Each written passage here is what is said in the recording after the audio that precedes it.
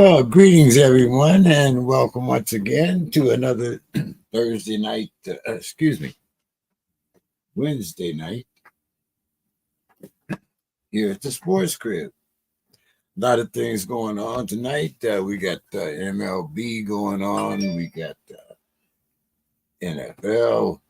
Hey, just good time to be in sports. I see all the guys are here. I see Demetrius is here. How you doing tonight, Demetrius? Mr. King, how are you? Good to be here. Reggie and Dave and Bo and all the whole crowd is here. Nice. I guess Bill will be jumping in soon. What's up, guys? Hey, folks. Oh, what's up? What's up? Hey, fellas. Reggie, I see you're back from your international travels. Tell us a little bit about your trip. Man, Korea is a great place to be. If you guys ever get a chance to go to Asia, it's amazing. Besides a 14-hour flight, if you can sit through that 14-hour flight, it is amazing. Every part past that is very great. I think everybody should go. Yeah. Demetrius, I see you made it back in to the crib. Yeah.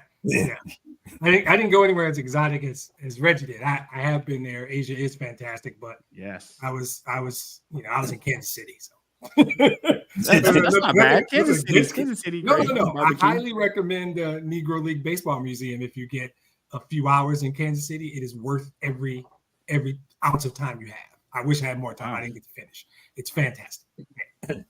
And Bo, you've been restoring houses here lately, huh? Yeah. It ended up having to do a little bit of work during the show last week, but so just some consulting stuff. And Dave, how are you doing today? Doing great. Got Sue back. She was over in Stone Harbor, but she got back this afternoon. Right. Okay. So that household is happy now. Did she get a chance to look at our agenda, any? Yeah, we got Sue notes this week. She did.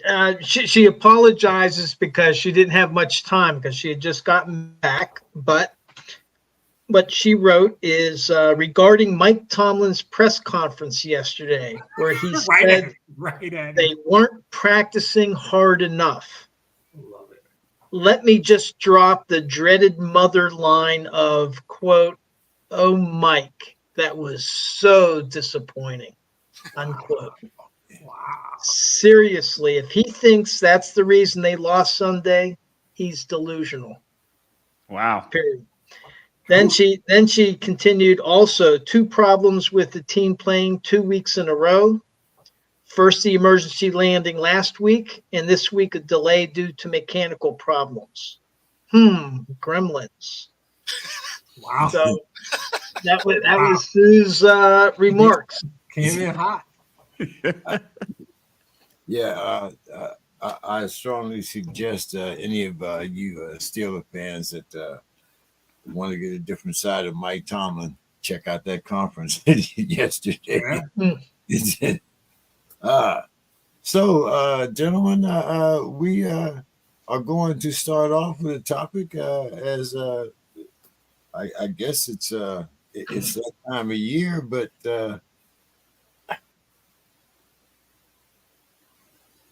Reggie, get out your black socks. I knew it was coming. Good, because we're going to talk some baseball here, man. You know. All right. But I'm going to pick the Braves to win the whole thing, so Reggie's going to be fine.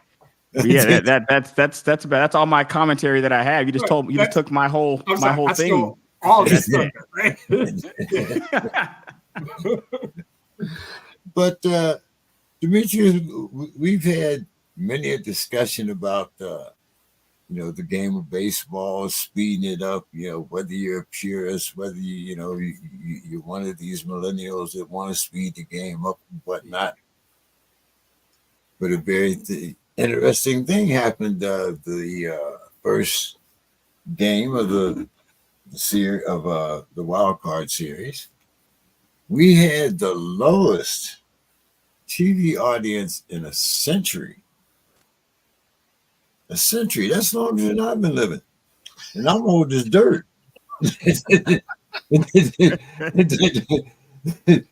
Reggie, what the hell's going on with our national pastime? I think it has something to do with just maybe the teams. This is not at this particular point. I mean, the Rays and those teams in Florida, they don't show up to the games in person. So it's kind of like this is why would anybody show up to those games virtually?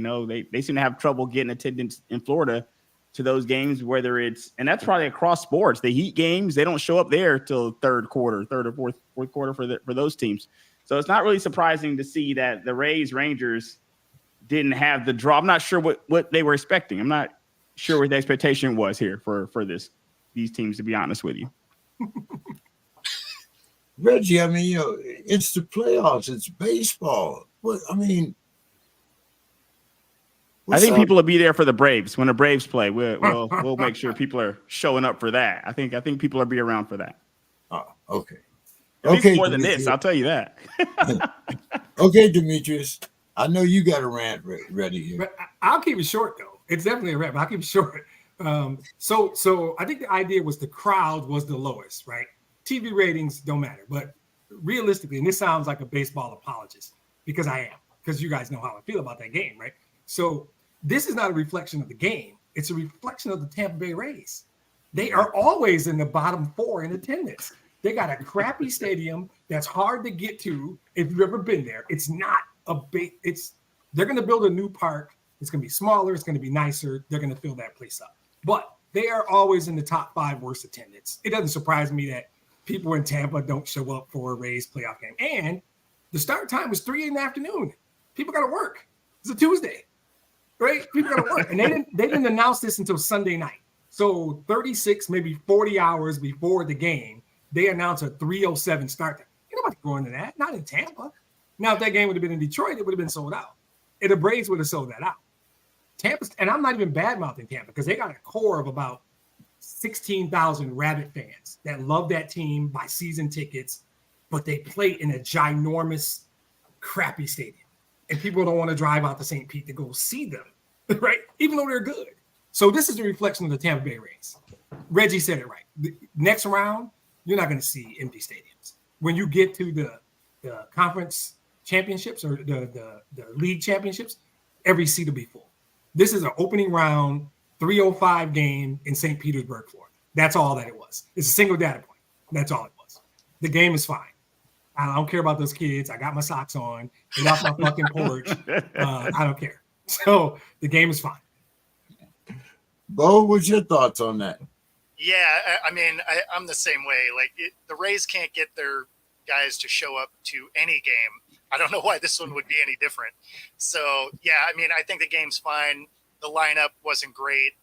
As soon as you get, the Braves and the Dodgers, and you get those games in there, those stadiums will be full. They'll be loud. It'll be back to normal baseball. The fact that it was the Rangers and the Rays, yeah, nobody cares. and it's partly that stadium. I've been to the Braves Park. My son lives in Atlanta. I go down there all the time. The Braves Park is fabulous. That's a place you will take off work on 36 hours notice and go to that game. That's never going to happen at that place in Tampa. Actually, I think it's in St. Pete. It's crappy though. I've been there too. What's your thoughts here, Dave? Yeah, I agree. I think it's an anomaly. Just for example, in the regular season, I believe I saw a statistic that overall total attendance in Major League Baseball up 9.6% league wide. It is, yeah. So I think, like Reggie and Demetrius were saying, and Bo, this is related to where the game was, the day of the week, and the time. I think it's an anomaly right now. Okay. Nice try, though, James. I know what you tried to do to me right there. It's fine. I see what you tried to do, but no thanks.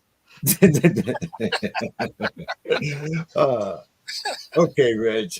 Only 19 Latinos out of the 342 members of baseball are members of the Baseball Hall of Fame. Numbers have doubled since 2011, but only 10 Latinos have been inducted in the previous 38 years.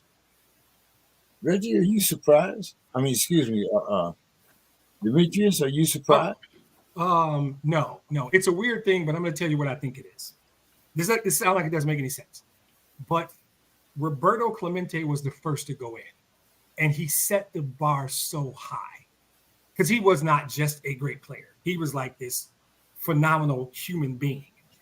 And so what has happened, because there are guys like Tony Oliva, Dennis Martinez, Manny Minoso, guys who probably should have been in, but I think they were always being benchmarked against Roberto Clemente, which is not fair. And honestly, when 30% of the game is Latino and 5% of the hall, you know that's a problem. Everybody knows it's a problem. Now, give it 10 years, those numbers are going to be different. They're about to start flowing in at a pretty high clip over the next 5 to 10, including my guy Miguel Cabrera, who just shut it down. But I think, honestly, as weird as it sounds, and I'm going to be honest, and I'm not going to make any friends right now, there is no organization that I dislike more than the Baseball Writers of America. I'm going to be honest. Wow. These guys are this group of snobbish, we know more about baseball, and there's no logic, there's no reasoning, there's no standard to how they make selections on a whim, and there's something about first ballot. So I'm not going to do all that. Sorry, I just did it, though.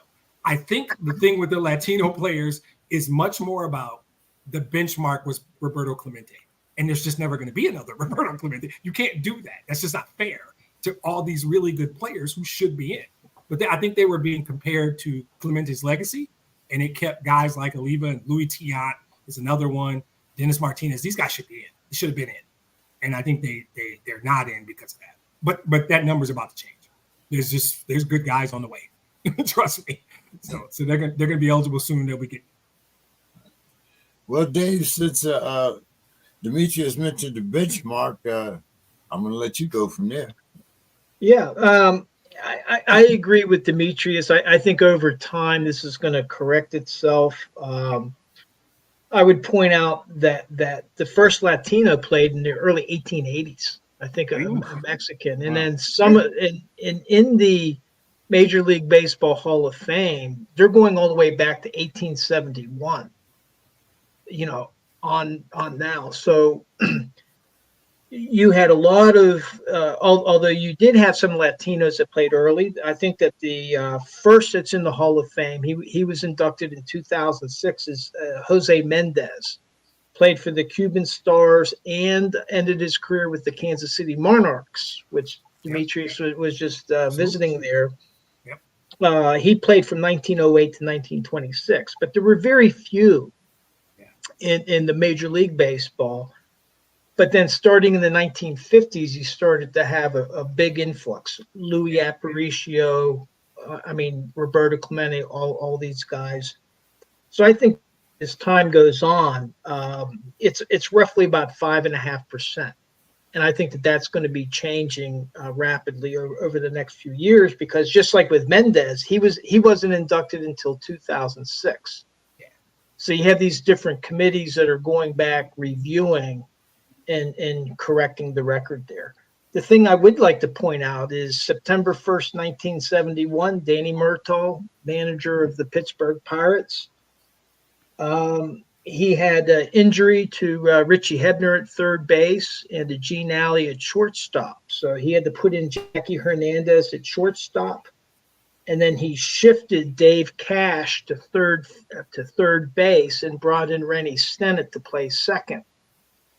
And then just before game time, and he was doing this because he was trying to put out the best lineup up he could, he substituted Al Oliver at first base for Bob Robertson. And then that created the very first all Latino / African-American lineup in Major League Baseball back then. And then again, I don't think Murtaugh, he used to sit in his rocking chair. He wasn't doing that for effect.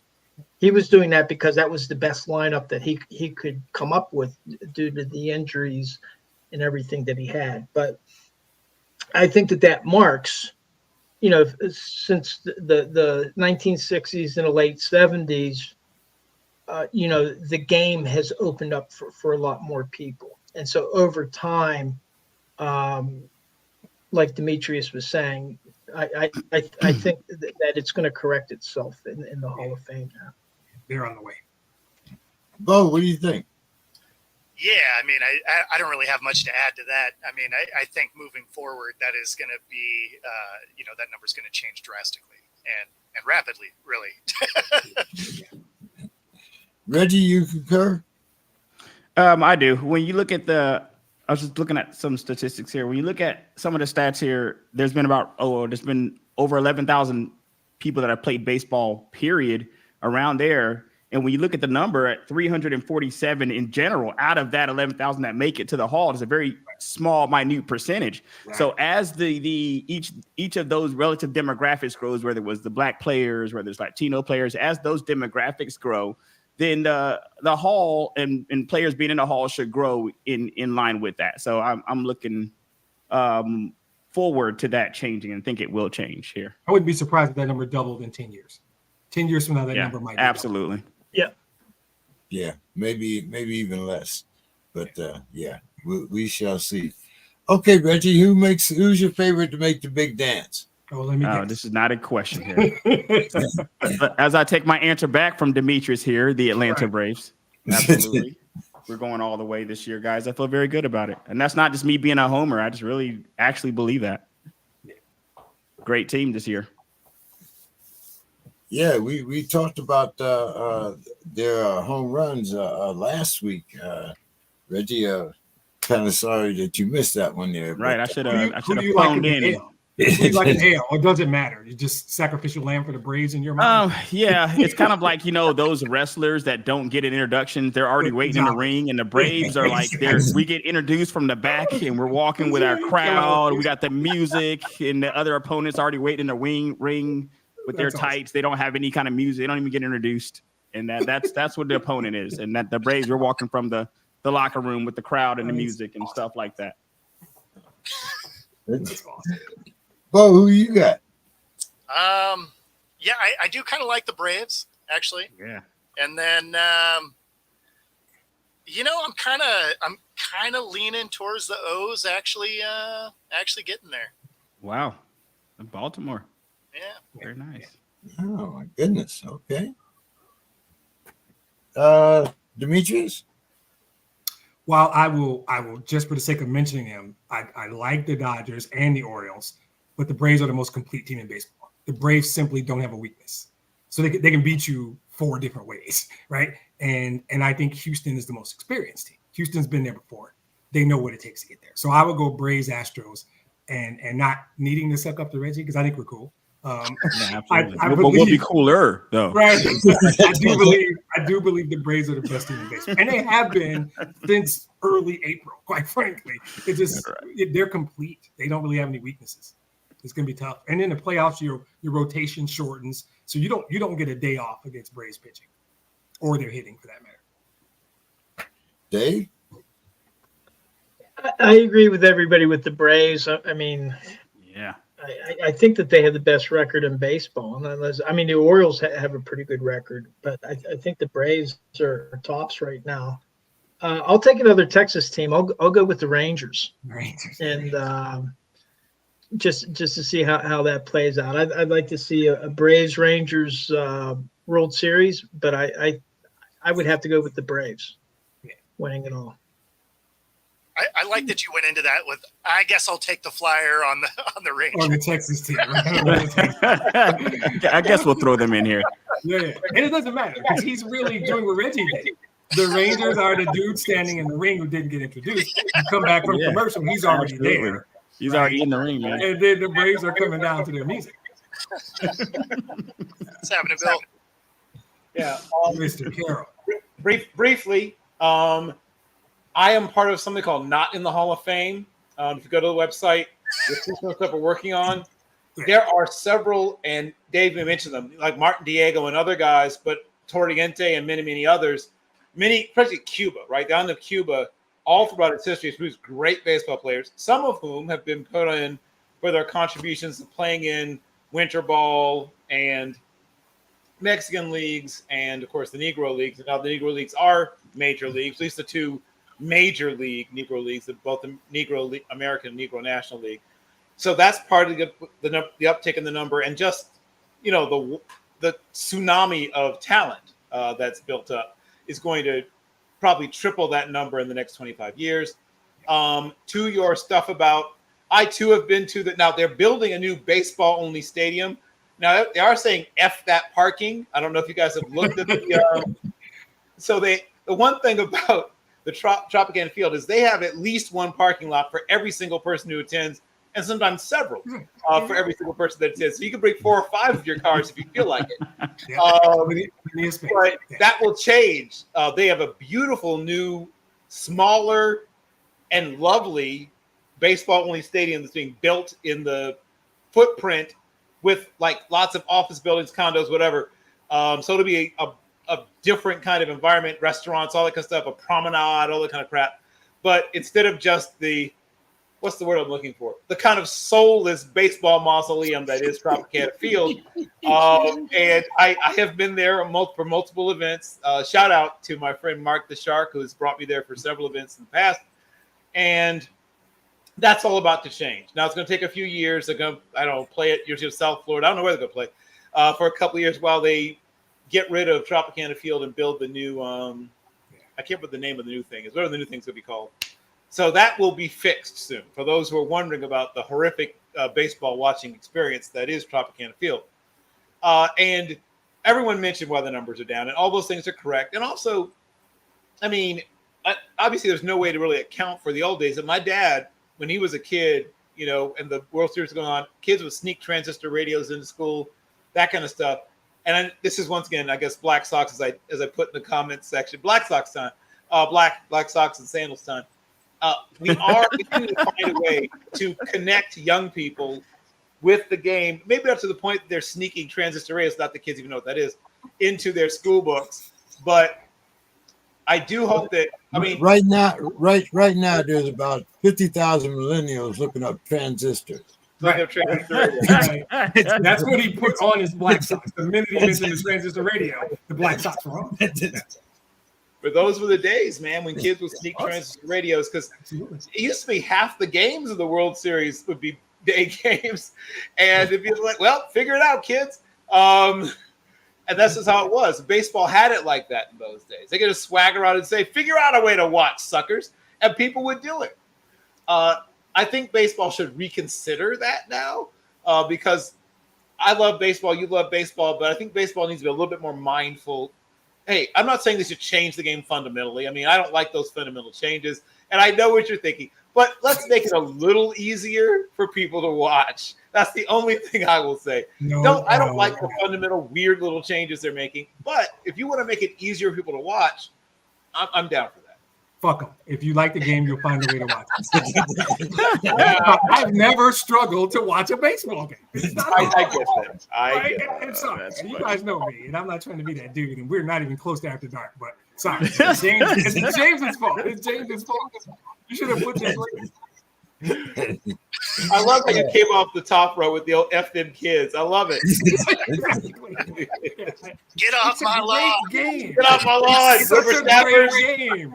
And we're trying to make when I was your age, I had 3 jobs and a mortgage. Right? And a transistor radio. Yes.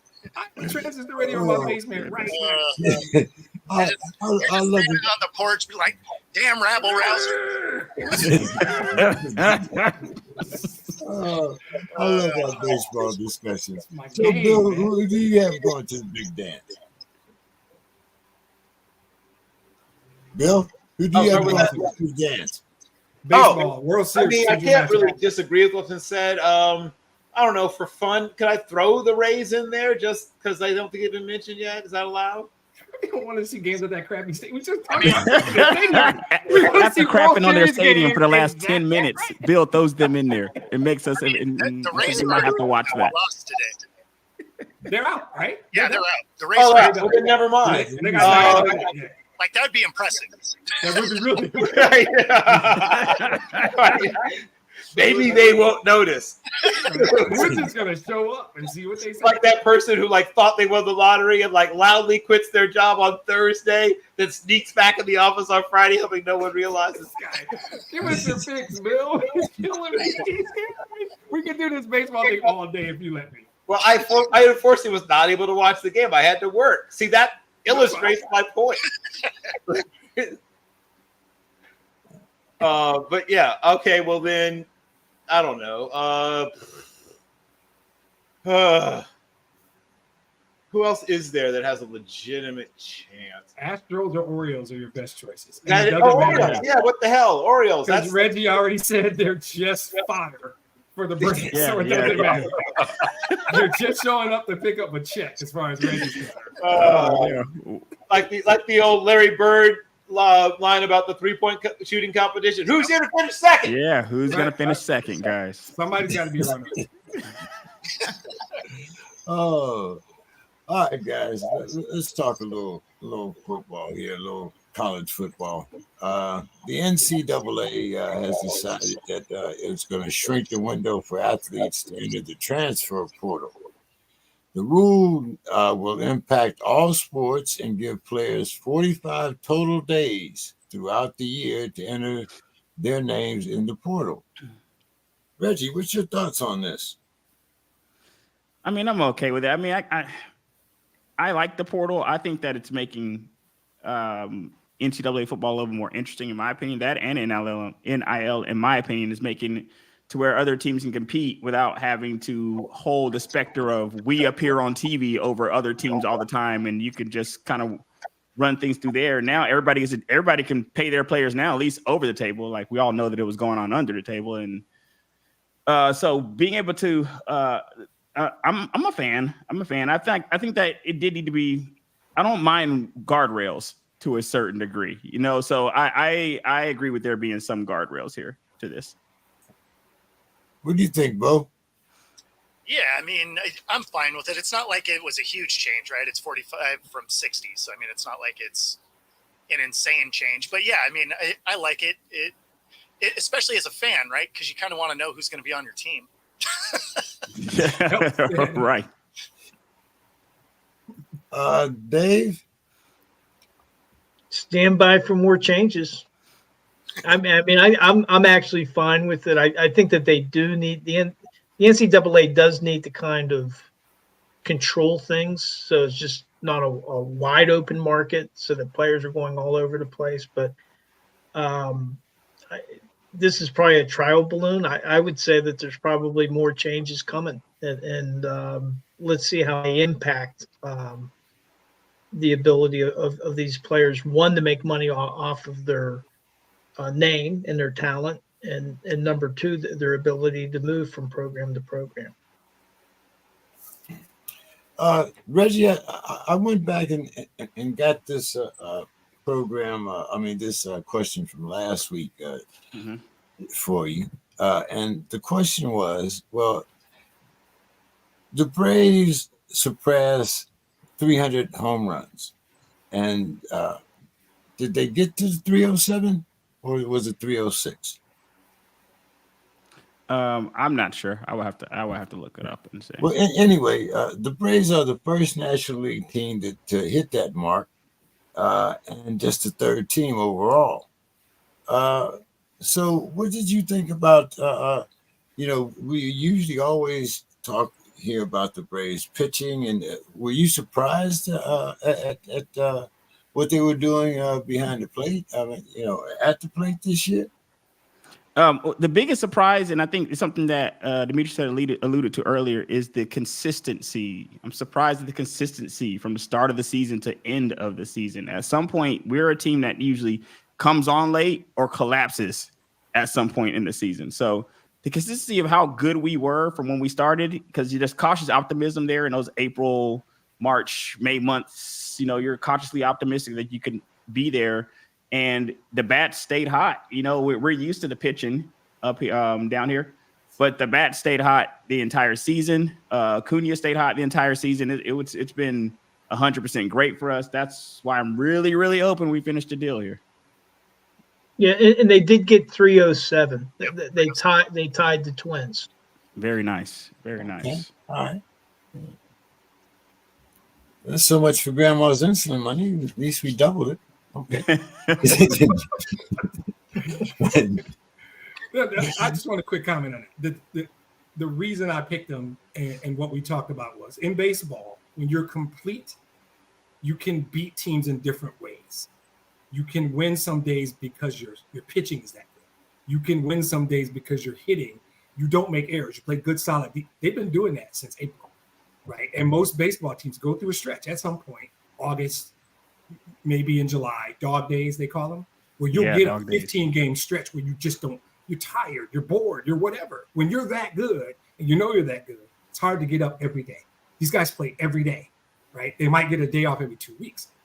That is why I like them so much, is because they never had a stretch where they just did not perform. Some part of their team carried them through 6 months of baseball.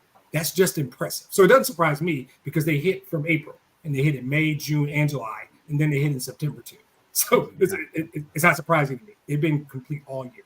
It's a really good baseball team. I'm going to throw one more curveball here at you guys because this was a subject that we talked last week, but see, Reggie wasn't here, Bo wasn't here, and Demetrius wasn't here. So here's the thing. How good can you be when you don't even hit 200? The Phillies' Kyle Schwarber. There we go. He nailed it. Is hitting 198 with 100 RBIs and scored 104 runs. The Dodgers' Max Muncy is hitting 211 with 102 RBIs and has scored over 90 runs. So, Demetrius, how good are these guys when you don't hit 200 and you're an everyday player? If you drove in 100 runs, that's why you're good, right? Everybody's not Ronald Acuna. Everybody can't do everything. Some guys are good at one thing. And if you drive in 100 runs every year in every era of baseball, that's just an impressive feat. It means you showed up and played a whole bunch of games, you didn't get hurt. But it means when guys are on base or in scoring position, you drive them in. So if you can hit 200, but guys in scoring position, your average is probably a lot higher. And if you do that well, there's a place for you in this game. If you drive in runs, that's how you win games, by scoring runs. So if you're somebody I can put at the plate with a guy on second in a close game and you're going to get the hit then, I don't care if you hit 200. You 102 RBIs, I think you said somebody, that is one of the top 5 most critical productivity stats in this game. It's driving in runs. A guy I can put at the plate is going to drive in runs. There's a bunch of guys who can step up and fly out and leave 2 men on base. That's easy. I've done it. So it's not hard to do, right? It's because I have no power. I can hit the ball any power. But if you can hit home runs or drive in runs, and preferably both, you can hit 200. It's okay. Your job is to drive in runs, and it sounds like these guys are doing it. That's why there's a play. It's like left-handed pitchers. You don't have to be that good to be left-handed pitcher. You really don't. If you can throw the ball over the plate left-handed, you got a job, bro. I'll find somewhere to get you in the game.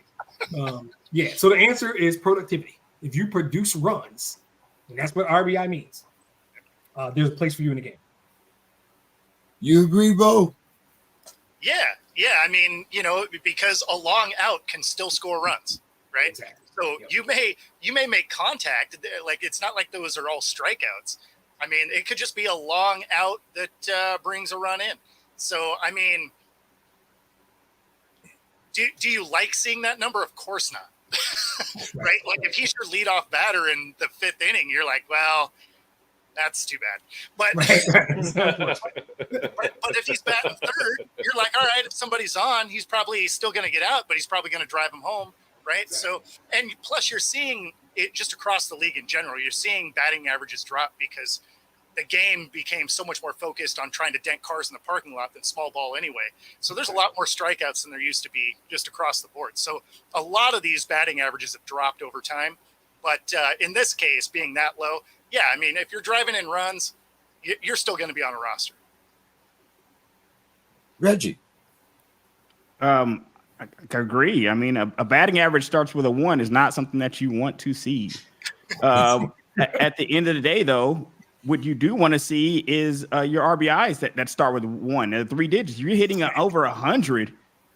I mean, that's clutch hitting, right? That's the way that I look at it. Either you're a clutch hitter, maybe you're just you're no good anywhere else on the lineup, but you're the guy they want in the game when there's people on base and you're trying to score. So Over 100 RBIs is impressive no matter what the generation we're talking about. That's impressive. Yeah, but like you say, 198, It's not doing it. but not only have you knocked in 100 runs, but you've also scored over 100 runs.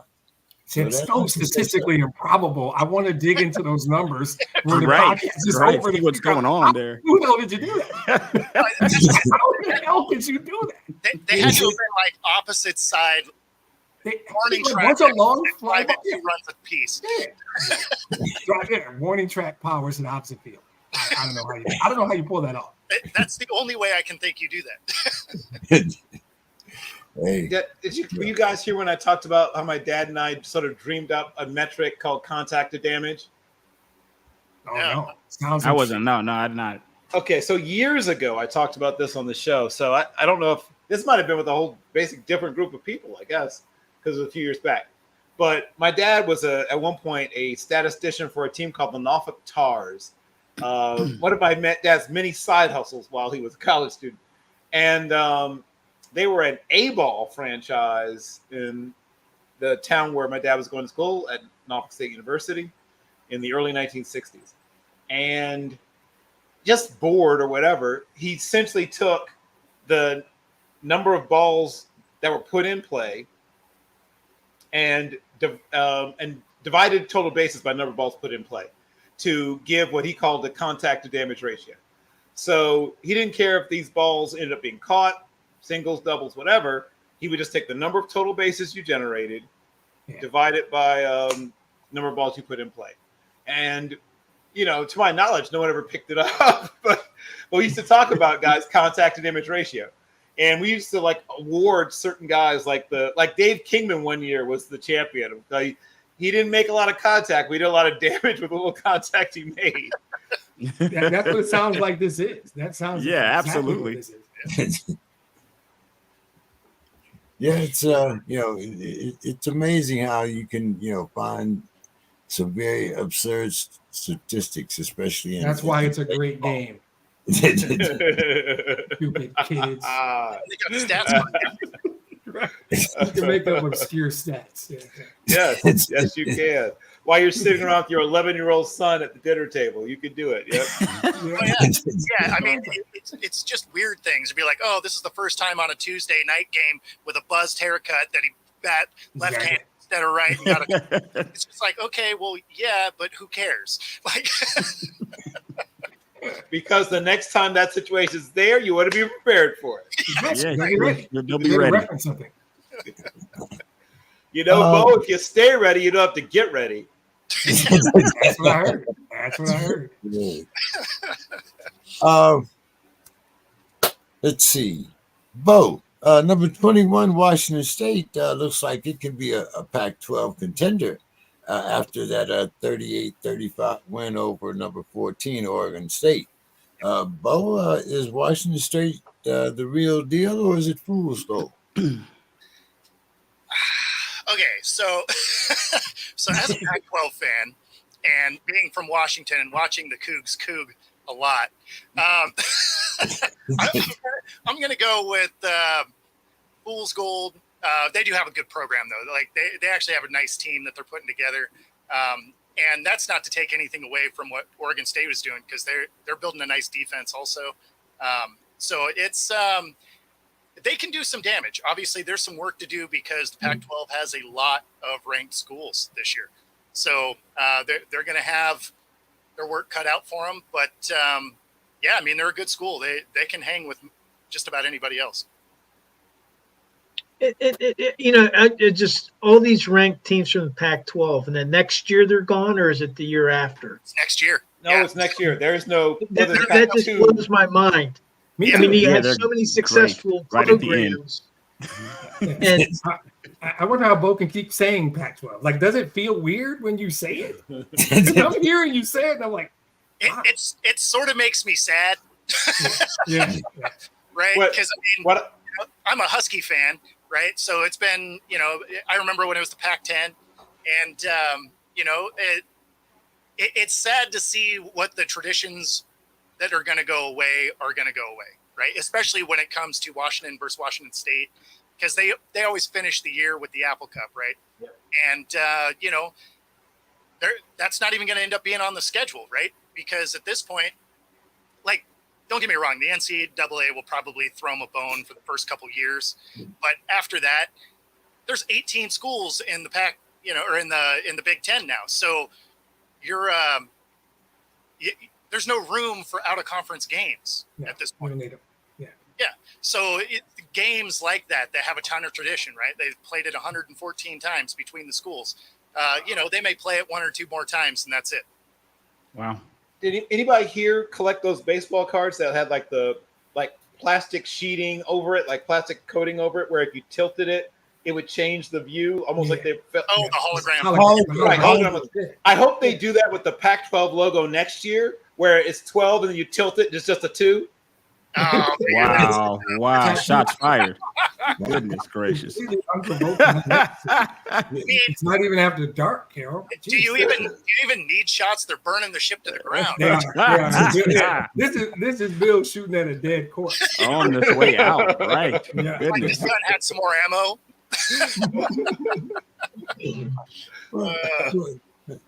Reggie, I'm gonna hit you with another one. Alabama falls out of the top 10 for the first time since 2015. Reggie, has the portal and NIL ended Bama's reign of terror? No, the lack of quarterback ended Bama's reign of terror. We don't have a quarterback. We are not good this year. I've always I'm a homer, guys, but I'm a realistic homer, and we're just not good. Bama's not good enough. When you're looking at teams like what Penix is doing in Washington, like these Pac-12 teams, I don't see how we can compete, and I don't think we should be able to compete this year. You can't just throw anything on the field and be competitive, and we don't have a quarterback. The quarterback decision came down to the wire, which usually means you don't have one, and we still don't have one. As you're looking at some of these other quarterbacks sling it all over the place, it's kind of like we're out of the top 10, but I can't say we deserve to really be there. There's really nothing to see here right now in Bama, unfortunately. Do you agree, Bo? Yeah. It's not a great brand of football, and not being a Bama fan, I'm not sad about it.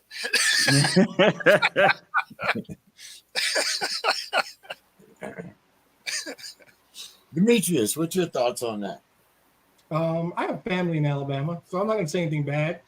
And it's not like they're going to disappear forever. I still got to go to Talladega. Nah, we'll be back. I still got to go to Riverside.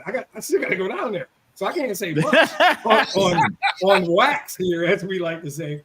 But I don't think this. If you're sitting there going throwing a party, Bama's dead. Okay, good luck with that. Because he's not going another year without a quarterback. Reggie's right. This ain't hard to figure out. That's what the transfer portal's for. It's for Alabama to scoop up some teams' good quarterback from some smaller school. Just go take some other team's quarterback and bring them down to Bama. What's going to happen in the next year? We're going to be right. We're going to be going off script, wondering if Bama can get. Of course. Nah, they're going to go. That's a program. That's a program, not a team. Yeah. Anyone here seen Severed Brides for Seven Brothers? Basically that. They'll just line up, won't they? Wow. All right, guys, let's get down to the nitty gritty here. We could talk a little NFL. Yeah. Let's see, should we start? Let's start with the Eagles. Okay. The Eagles needed an overtime to remain undefeated, beating division rival Commanders 34-31. Eagles quarterback Jalen Hurts passes for 319 yards, 2 TDs. The wide receiver A.J. Brown. Reggie, are the commentators and fans too high on the Eagles, or do they just have low expectations for the Commanders?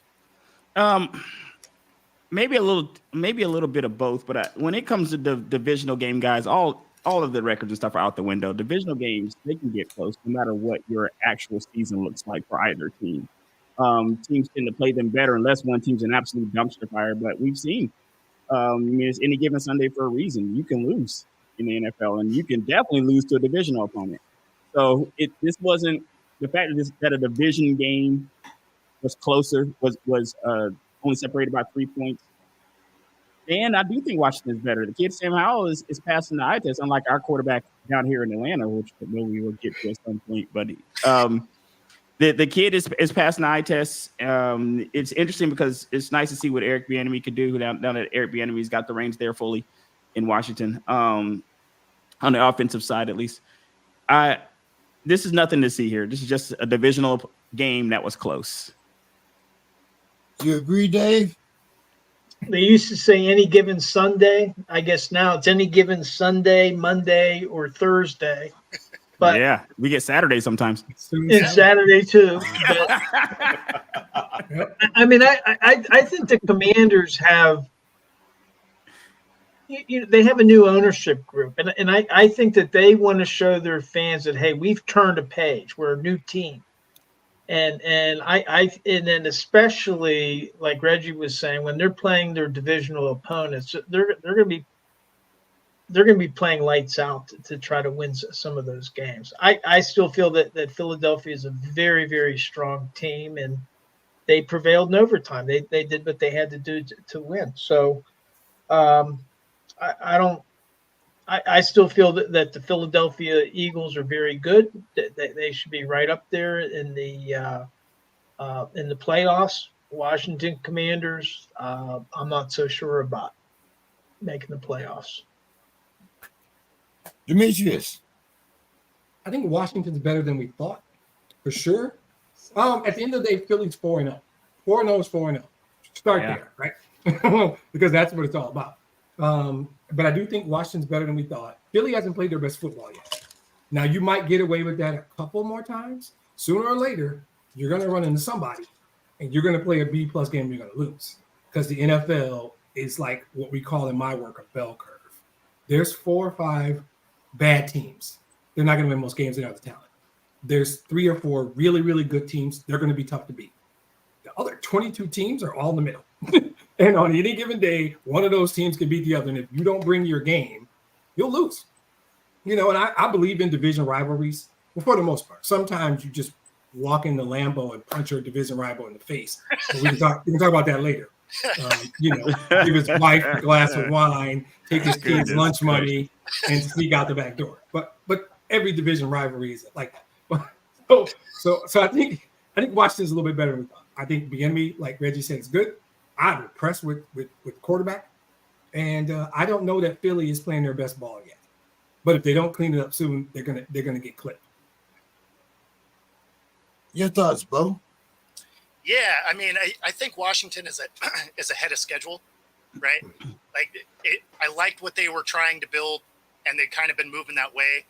I think what we're seeing on the field is ahead of where I think they should be. So they're still going to come out and play some bad games. Like, they're not ready to be contenders by any means. And of course, divisional rival. There's been plenty of times where, regardless of records, those are a battle every time.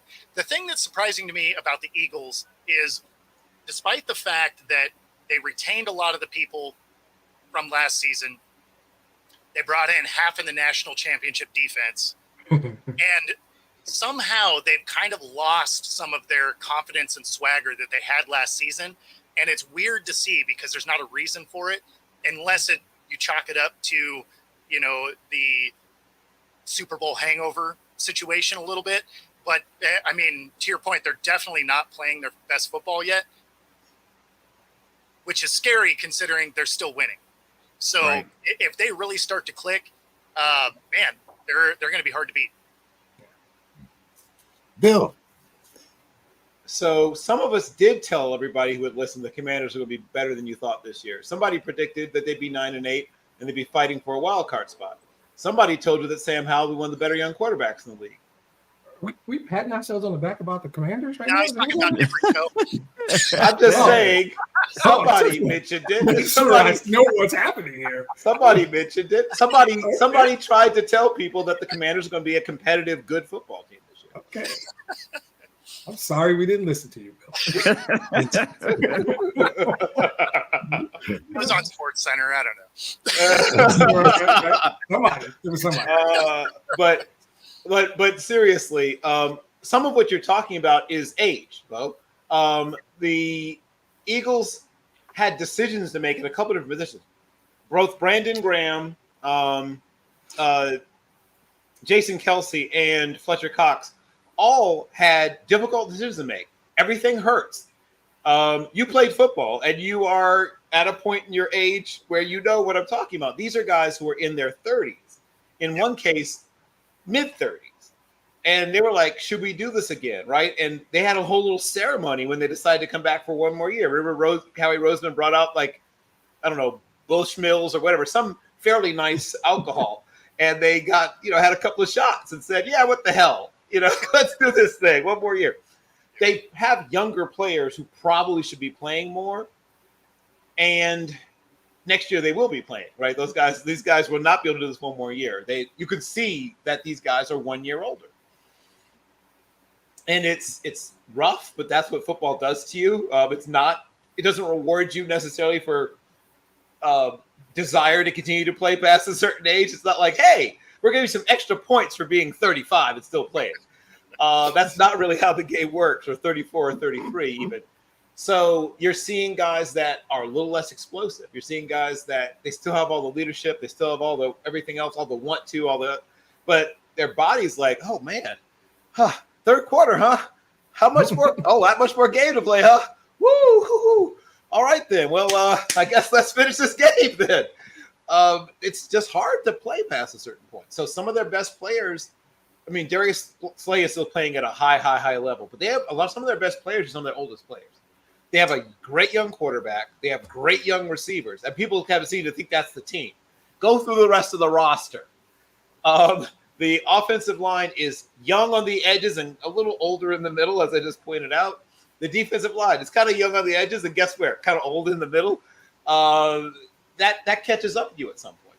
So they're going to have good days and bad days. When you're at that point in your career, you get out of your bed sometimes like, well, I'm going to play as hard as I can, and I'm going to maybe get a little extra help from whatever the team doctor can offer me. But I was going to say, those are the extra points you get. They're in milligrams. Yes, there you go. That's the extra, right? Exactly. That's the extra, right? Exactly. Measured in milligrams. Hello, my old friend. I'll just bend over and let you do your work.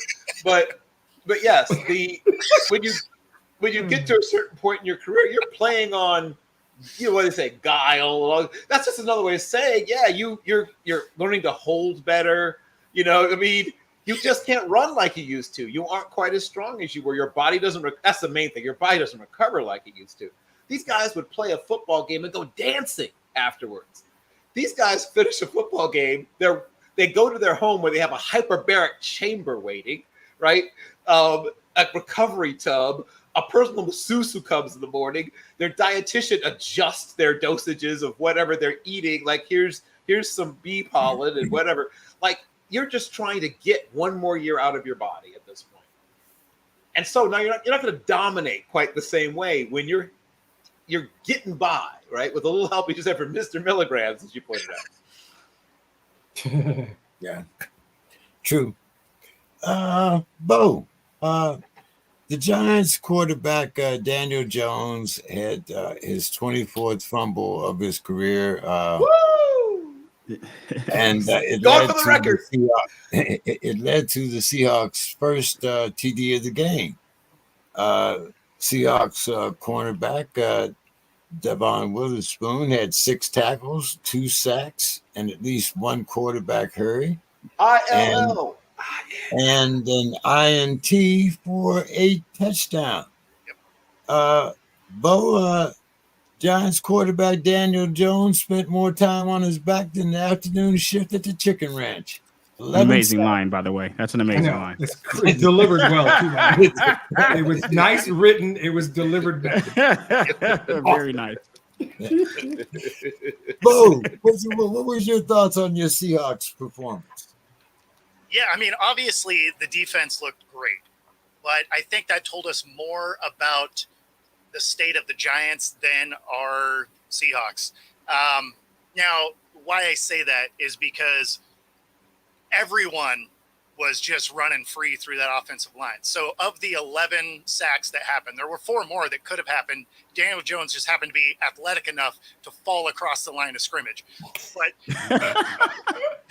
so, I mean, so if you go with the 11, there were 4 guys that had double-digit sacks and 7 total guys with a sack. So that's not like there was one guy that wasn't doing his job. That was literally the entire offensive front.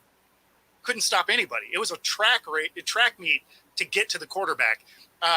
The thing that is crazy to me, and we saw it in the Dallas game also, is I don't know if Dable just doesn't like Jones or wants him to die, but when the game is way out of control, like, yank him out, live to play another day. You're not coming back from 40 and 40 down, or in this case they were it was down 27-3 with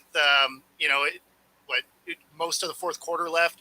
I mean, at some point, give your backup some reps. Your main guy has been in the grass more than he's been upright. Like, live to play another day. On the flip side, as a Seahawk fan, I loved every second of that. Exactly. So, I mean, it can be two things. The thing that is really good on the Seahawk end of it is obviously statistically all of that was awesome. But they've managed to, over the last 2 weeks, really shore up their defense in the middle of the field. Now, some of that is because neither one of those teams have a running game to speak of, right? With Saquon injured, and then the Panthers are the Panthers, right? So you're not worried about anybody running from either one of those. Plus, it's not even like you had Bryce Young as a threat. It was Andy Dalton for that game. So there was nothing to challenge the middle of the field. So I still have a lot of questions there. The big thing for the Hawks is they get the bye week this week. And with the 14 guys they had on the injury report, hopefully they can finally get healthy and we can see a Seahawk team that, I don't know, has an offensive tackle at all. And isn't running 3 tight ends to shore up an offensive line. So that's really what I look for the Hawks moving forward, is to get right out of this bye week, which is funny because I normally hate an early bye week, but man, did they need it. Dave, what was your thoughts on that Monday night game? I think that the afternoon shift at the Chicken Ranch has better protection than Brandon Jones. Better. Oh, another line. And another one, guys. Well and done, another Dave. one. I mean, there's a number of very young quarterbacks that are playing, today, either first or second year. Some of them you can see that the schemes around them are not helping them, are endangering them. Others you can see they're thriving, and they have coordinators that have schemes where they're able to get rid of the ball, dump off passes where they're just not getting sacked so much. So I think that, plus it doesn't help that I don't think Saquon Barkley played in that game. And so I think that the Giants need to relook at what they're doing, because they're shortening his career is what they're doing. If he has any potential, well, he's going to have a tough time realizing it, because he's not going to last. Reggie. A couple of things. For one, what a game by the kid Witherspoon. Like, that's what a find to see it. The Seahawks keep finding these players, man.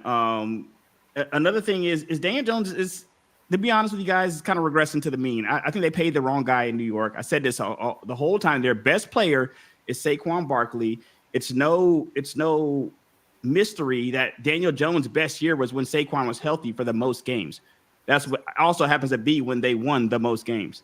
So, I mean, it's kind of nothing to see here. I mean, he can be a turnover machine, and he turned back into Danny Turnovers like he's been a good portion of his career. He's been Danny Dimes for like 1 year out of those years, and Danny Turnovers all the rest of those years. So I'm thinking that he is just regressing to the mean, to be honest with you here. I mean, it's I would love to think that he would have some illustrious career, but he hasn't done anything statistically to show that.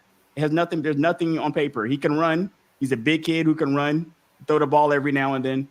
But there's nothing here in his body of work that tells me that he is the future of any NFL team. Maybe he needs to go somewhere else. And also, let me give him some credit here. Their receivers are abysmal in New York. They have no receivers. So I don't know if that's a function of him just not being good, because you never know if it's a receiver or if it's a quarterback when you have a receiver room that's just not producing. But at the end of the day, we all know that Danny Dimes can turn into a guy who has a ton of turnovers, and that's just what he's kind of gone back to this year. Demetrius.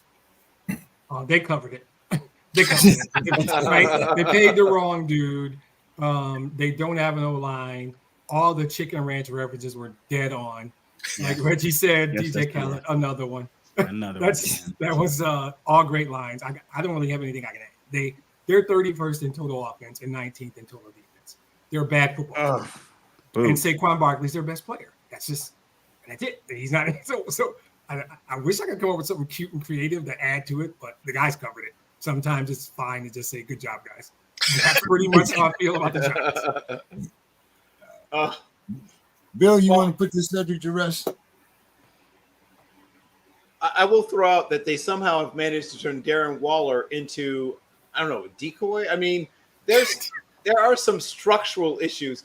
I agree that, yes, their wide receiver core leaves quite a bit to be desired. I would not dispute that. They've had a combination of injuries, ineffectiveness, poor usage, and incompetence. But other than that, they're nailing it. But I'm going to lay most of the issues they've had. And once again, ILLINI. Say what you want about Lovie Smith, but go back and look at that defensive secondary where they had 3 guys drafted and 1 superstar, and the other 2 guys are going to be good when they get their chances. Watch Richard Quan Martin when he starts playing more. Watch out for Joseph? No, the other Brown. Oh, but Kerry Joseph's already killing it. But he didn't recruit. But about the Brown brother. Sidney Brown as well. All those guys are flat out dogs, and they'll all be good. Watch. But that offensive line play. Now, first of all, I would be clear. I'm a sicko. I watch a lot of football, and then I watch it again, and all 22 style, because there's something desperately wrong with New York Giants football. You watch again? I watch them all. Gracious, I watch them all. Wow. Bro, do you love yourself? What are we doing? I watch them all. If you start telling yourself you can take a break and not watch this one, after a while you're saying, once you say no to one, you start saying no to more, and after a while you stop watching. So you have to just watch them all and just make yourself do it. I mean, there's a cool show on Hulu called Rabbit Hole. You can check out. I'm just saying.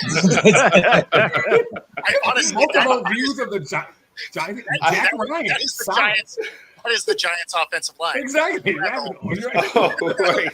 Actually, well, once again, well played. And we can take it back to the Bunny Ranch and other various creatures. The chicken ranch. Nobody mentioned the bunny ranch. What are you doing? Oh, I'm sorry. Ranching all over the place. We are ranching all over the place. That's right. We are after dark. We are after dark, though. Well, he mentioned that Danny Jones was on his back and he needed protection. I thought maybe he was thinking about the bunny ranch. But the fact is that offensive line play, even with Andrew Thomas, was not great. When Andrew Thomas went down, they went from having a very poor offensive line to just, oh my living God. It was amazingly awful. So what's the first thing you tell an offensive lineman who knows kind of overmatched? Just make the guy beat you where? Where, Bo? Beat you how? Honestly, at this point, all they should have done was fallen on the ground and made him trip. Make the ref call that shit. But you at least want the guy to beat you to your outside shoulder, right? At least make him beat you, go the long way. Yeah. They couldn't even do that.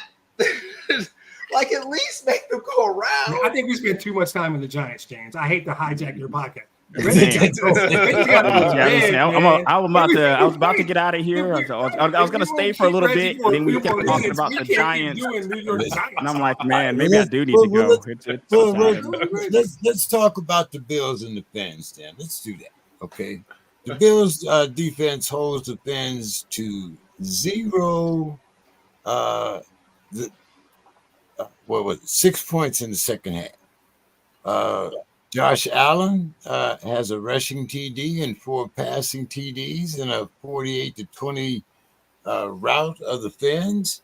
All that talk about Tua, have we forgot about Josh, Reggie? I don't think so. Allen is the opposite of Daniel Jones in the sense of he'll give you 1 or 2 stinker games, but he'll give you 1 4 or 5 touchdown game. Like he will also give you those. So it's more the same. And I think with some of these teams, you play a team like Denver and then you route them, and then people make, they overreact to 4 quarters of football. It's a long season. You're not going to route every team like that, and you shouldn't come into these week after week thinking that these coaches aren't going to game plan to stop you, and you're not going to come in, especially after a week where you put 70 up under the team. You come into another week and they're damn sure going to make sure that you don't beat them. So I don't think it's anything to see here for both these teams. I think that both these teams are still great teams. It's one great team playing another great team, and they just happen to lose. I mean, the Bills defense is better than the Dolphins defense. And I think that if I still had to choose between the two, I'm still taking Josh Allen over Tua. Like, it's still nothing really changed with this. If I can kind of just sum that up here for me. What's your thoughts on that, Demetrius? I think the media gets caught up, like in baseball home runs. I think when you put a 70 burger on somebody, people are going to overreact and like, oh, 70, because it's hard to do. I mean, yes. So then, oh, by the way, the Bills are still the team in that division. The media got caught up in Tua and the Dolphins. You're not doing it to Buffalo. I mean, so for me, it's like, great, Denver is Denver, but you don't do anything until you beat. Now, the aforementioned Giants are coming to town next week, so we might get another 70 burger. Another 70 put up. Right? We might get another 70 this week because the Giants are coming to town, so they might have their chest pumped out this time next week again. But like Reggie said, that's not the norm. That's an aberration. And as fans, and I'm as prone to it as anybody, we will overreact to an aberration like it's the norm, and it's just not. And Miami's good. I like them. I mean, I don't. They're not the best team in their own division, so full stop. They're not the best team in their own division. Bo. Yeah, I mean, I had the Bills in this game. I like their defense a lot better. They were going against a Broncos team that can't play football, right? Like other than that, they're great. Yeah. They don't particularly well. So I mean, so there was no way they were going to go and win in Buffalo in that way. It was just not going to be a thing. And yeah, Josh Allen had a bad first game. He does that, but also none of those guys played in the preseason. So that was his preseason game. So he came in rusty. He didn't get reps at all. So, I mean, I didn't put a lot of stock in that first week. We've seen Josh Allen have games like that where he throws a bunch of picks. I mean, it happens. He has that Brett Favre element to him in that way where, he has to play hero ball. That's how that offense works. And, sometimes it doesn't go the right way. But, I mean, one of the bigger things, especially on Miami's end, is if you put up a ton of points or you have a huge come from behind victory, anything like that, it's really hard to keep that energy the next week, right? It's for whatever reason, you can't usually keep that high week in and week out. Like if you have something where you're just dominating across the board, or you got to come back in some miraculous win from behind, the odds of you winning that next week is so low. Bill. Yeah, people just mentioned a little while ago something called regression to the mean. It's a real thing, people. It happens. And the football season is 18 weeks of 17 games. You're going to see bad teams beat good teams. You're going to see good teams piddle around with bad teams. And that's one of the things that happens a lot, right? And then almost lose, but because they're good teams even almost accidentally win certain games, and that bad teams will continue to give back to them despite the fact they should have won 4 or 5 times over. You will see middling teams blow each other out, even though they're basically the same team, right? And one will win by 30 points, though it's not significantly better than the other team. There's all kinds of things that go into it. Somebody had a fight with their wife. I mean, a million different things go into why a player performs. If you really spend time in locker rooms, you can talk to a guy and realize, oh, man, this guy's about to stink it up today. He might be a great player, but his head's not in it today, right? That happens, even to professionals. guys are humans. They are human beings. They have, just like some of us have had bad days in the office. You just aren't good this day. If you're married to Sierra, that shouldn't happen. Sorry. Sometimes all your good days happen once you leave the facility. But still winning, just not on the field. But there's Reggie, the Jaguars defense sacked Ritter 3 times. He had 2 interceptions in a 23-7 loss in London. The Falcons are 2-2 overall and 1-0 in the conference. For a team that was at one time, we were talking about having a chance at winning the conference. The division. Reggie, what's happening with your Falcons there?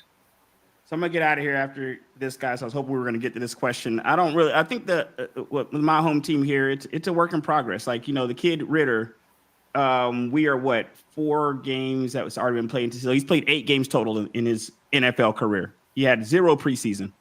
And he wasn't drafted he's not one of these top highly touted draft picks. So I think it's a work in progress. And he was always the question mark for my team coming into this season. I think our team is going to be as good as Ritter is. You have a lot of people here in Atlanta who are ready to bench him after 1 or 2 interceptions. They're ready to throw him out of here. And he's definitely no Peyton Manning, but Peyton Manning did go 3-13 his first year. And here in Atlanta, we would have had him out of here. He would have been gone. We would have benched him for Heineke. We would have benched Peyton Manning for Heineke down here. But at the end of the day, I think we're going to be as good as he is. The reason I'm really wanting to stick with Ritter is because I think that if we were to put Heineke in the game, it doesn't necessarily get us over the hump. We don't put Heineke in and become the 49ers. We don't put Heineke in and become the Eagles. So I figured we might as well just ride out and see what we have with the kid. Not unless coaches just go into job-saving mode and then they just want to put Heineke in and maybe save their job or pad some numbers. But I don't think that's going to get us over the hump to winning a championship. So I think right now we're kind of middling. Ritter, as much as I do preach patience with him, he's not passing the eye test right now. So it's going to be hard for him to get another year, even if he makes it to the end of this year. And right now, it's just a massive question mark. I think our division's a massive question mark right now, to be honest with you. When you look around our division, it's a massive question mark. Well, give us your final thoughts for the evening, Reg. My final thoughts are this was the most fist-shaking episode I've been a part of, and I was very happy to be here for it. I'm going to spend the rest of this week before our next show is trying to explain to my daughter what a transistor radio is, if she will. Good luck with that. Thank you very much. I got my work cut out for me. Yep. Take care, Reggie. All right. See you later, guys. Good night. Dave, did we get your take on that last game?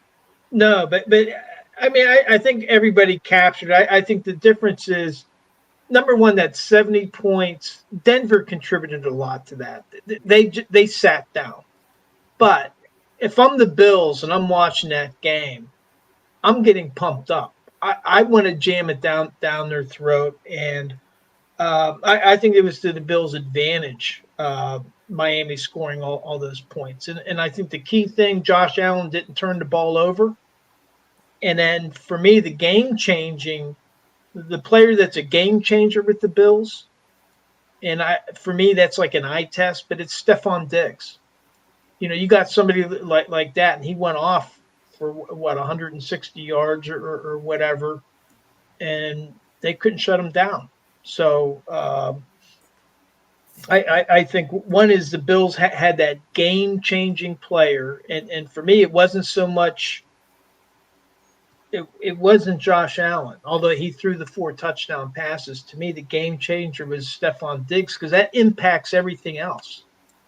If he's running loose out there, then Miami's having to adjust their entire defense, and that puts them back on their heels. So that's all I have for that. Did you want to make any comments about the Jags and the Falcons? No, just one thing that Reggie said. Do you pull Ritter or not? He's a young quarterback. He has to learn how to respond to adversity. And it's like, okay, he threw two interceptions. He had that. He doesn't learn by putting him on the bench. He needs to get back out there and respond to adversity. So I kind of agree with Reggie there that you need to keep him at it. He needs to get in there and play. Okay. Bill, the Rams used overtime to take down the Colts 29-23. The Rams quarterback, Stafford, he overcame injury to throw a game-winning TD to Nakua. Bill, are you surprised at the Rams' success so far? I almost feel like ceding the balance of my time to the fine gentleman from Michigan State University. But before I hand this to the senator, I'm not that surprised, to be perfectly honest. We talked about effing them kids, and in this case, effing them picks. This is a team that's put together differently than most other teams in the NFL. They have a very distinct two-tiered system where they have some aging players who are being paid very well, and then a bunch of guys who are mid to late round draft picks or even undrafted free agents, including Puka Nacua, who's a mid-round draft pick, who are overperforming. Now, some of that goes to scouting. And it's something people don't talk about enough when they talk about how teams are constructed. Teams can paper over certain indiscretions or mistakes or problems they have by just finding good players where other teams don't know how to find good players. Once again, I see the balance of my time to the fine gentleman from Michigan State University. See what he did there? He said a whole bunch of smart shit and then passed the mic to me. As a setup, right? That's what he does, right? So I'm going to be quick, and then I'm going to do the same thing and pass it the ball. Everybody knows I love number 9, but they're 2-2. So I struggle with the word success. They're 2-2. Now, I'm an unapologetic Matthew Stafford fan. I love single-digit 9, and everybody loves 99. So they still have talent on that team. But the reality is San Francisco is still in that division, and that Seattle team came to Detroit and beat my team. So let's revisit this in like 4 weeks and see how we feel. I just want to say Puka Nacua once, and okay, Bo, it's all yours. Yeah, I mean, that kid's impressive. He's had quite the start to the season, and I wasn't as low on the Rams as everybody else. Like I thought they were going to be an 8-9 win team because as long as no one gets hurt, there's talent on that team. What they don't have is depth. Now, if they start getting hurt, this team it's a wrap. But if their stars can stay on the field, I mean, they still have Stafford. They still have Donald. They still have Cup. Like they got dudes around this roster. The problem is they got one of them. Right. Any of those guys get hurt, it's a wrap.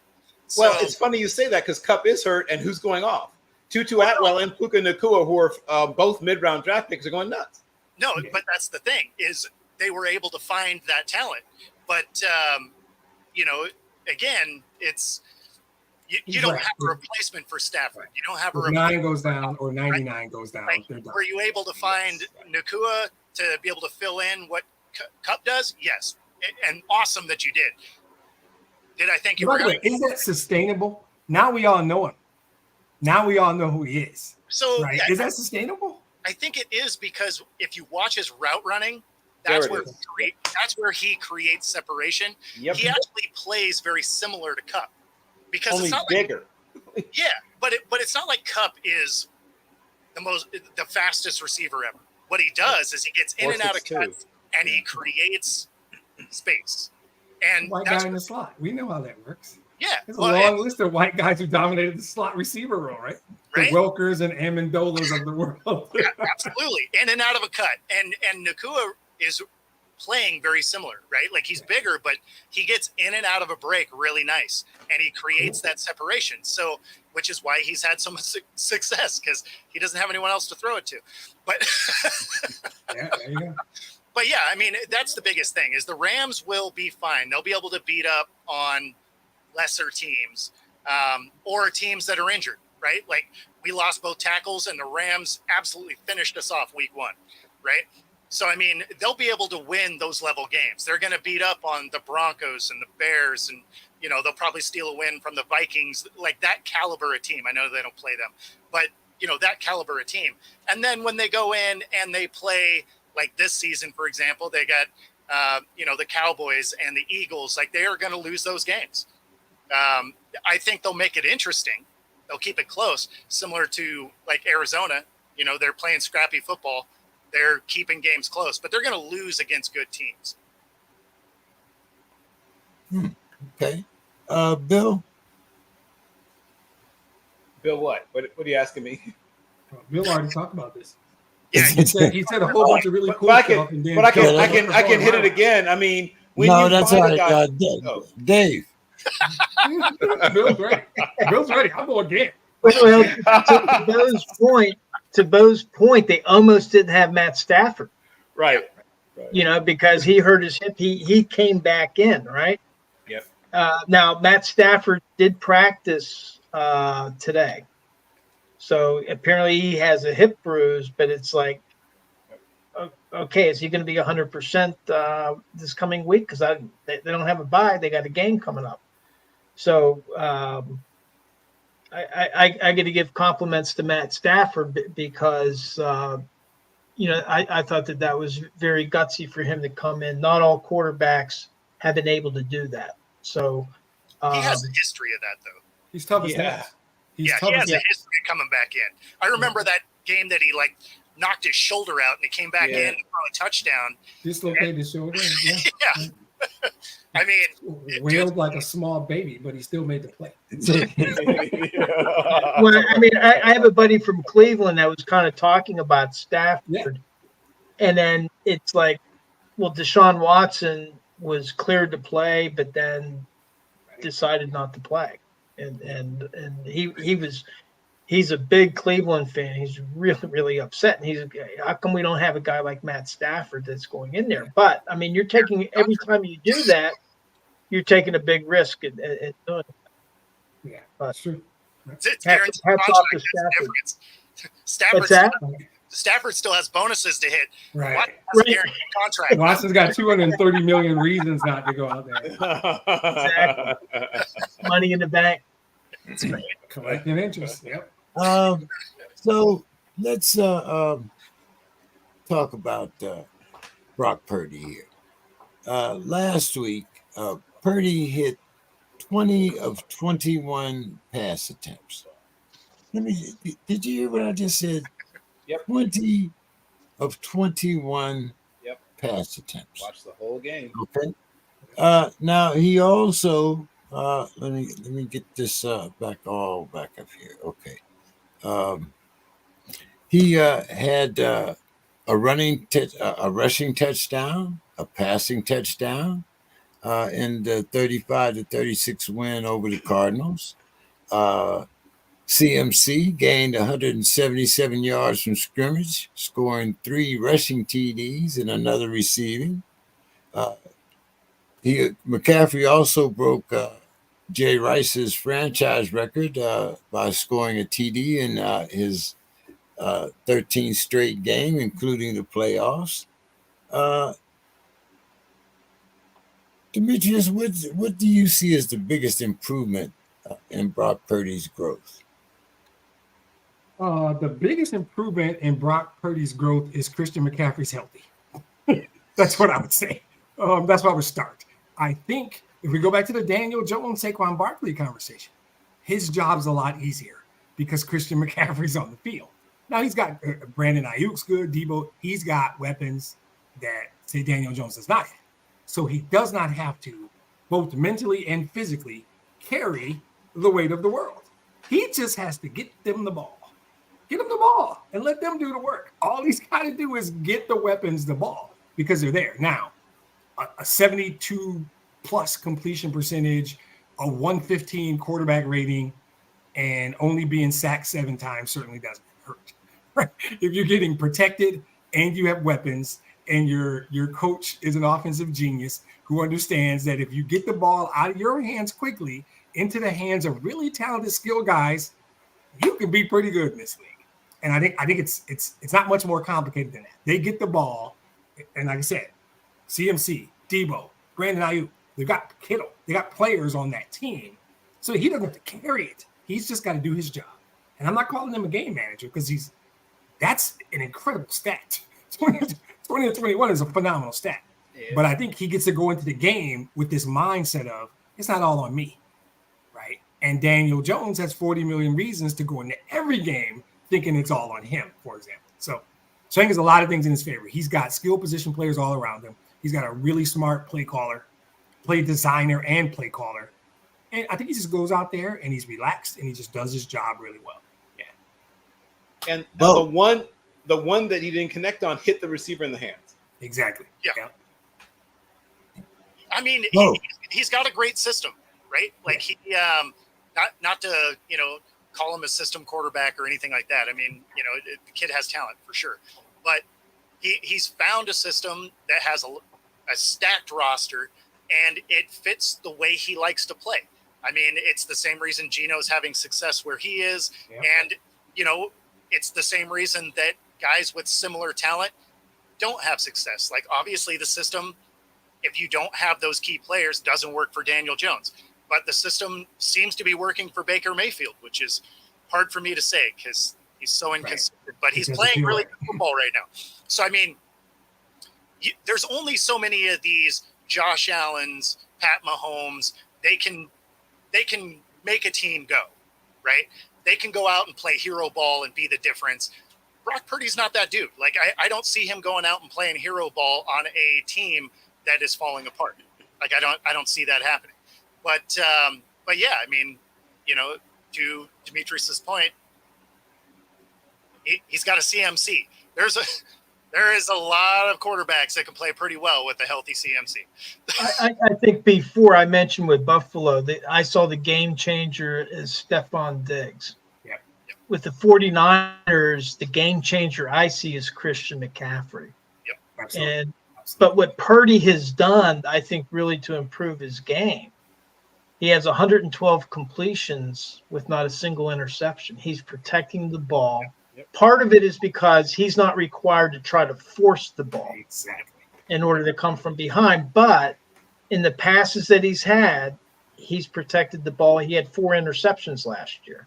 Yep. So to me, if I'm going to say, well, what's the big improvement in Purdy? Well, he's protecting the ball. He's not giving it away. So I think that's good. For me, the game changer there, Christian McCaffrey. Yep. And we talk a lot about physical talent because physical talent is what gets the juices flowing. And so those wow throws, it's like windmill dunks in basketball, but how many points is it? Yeah. So when you have a boring good player like Tim Duncan or Robert Ory even, right? I mean, Robert Ory wasn't exciting to watch, but super effective. Let's look at what Brock Purdy's done at every level of football. He set records everywhere he's been. He set records in high school. He was the Gatorade Player of the Year in the state of Arizona. Arizona State looked at him and thought, Arizona looked at him and said, because he's not the biggest, he's not the fastest, blah, blah, blah. His arm is just okay, blah, blah, blah. Goes to Iowa State, sets every single passing record, all of them. You can't find any other quarterback in the record books anymore. It's him. Career receptions, completion percentage, yards per attempt, touchdown receptions, touchdowns responsible for, total yards. He owns the record book at Iowa State. He has been the man everywhere he's been. It may not have been exciting or sexy doing it, but he rewrites record books everywhere he goes. I know people don't like numbers and don't like production metrics, but my production metrics model said he was going to be a 3-time Pro Bowler in his NFL career. I feel solid in my prediction. So while he's not 6'4" or 6'5", or really he's not even 6'2". He's not even really 6'1", probably. He's listed at 6'1". He's 6 feet and 5/8, I think, is what he actually is. In fact, he's physically, somebody mentioned Baker Mayfield. Physically, they're almost exactly the same cat. Look at their height, weight, speed, all their testing numbers. They're almost, the difference is swag, right? Brock Purdy punches in, punches out, goes home. Probably, maybe when he's feeling wild, he picks up Jack in the Box on the way home. Obviously, in the case of Baker Mayfield, it's a slightly different dude. He's been chased by the cops. He has, more commercials than he's eaten hot meals in his life. But remove the swagaliciousness and just look at how they play football. They're very similar dudes. So if you were to, Purdy is far less reckless, though. Yeah, like literally I mean, with the football, he's less reckless. Yes. well, I mean, yeah, obviously. But I'm saying to his credit, Baker Mayfield, he had one heat check ball right in the last game, but take away that one heat check ball because he's still Baker Mayfield. But look at I've watched every snap of the Baker's played this year, and he's done. But we're not talking about Baker Mayfield right now. All right. Okay. What? Yeah. Sorry. Go ahead. I mean, Bill is. The rest of us.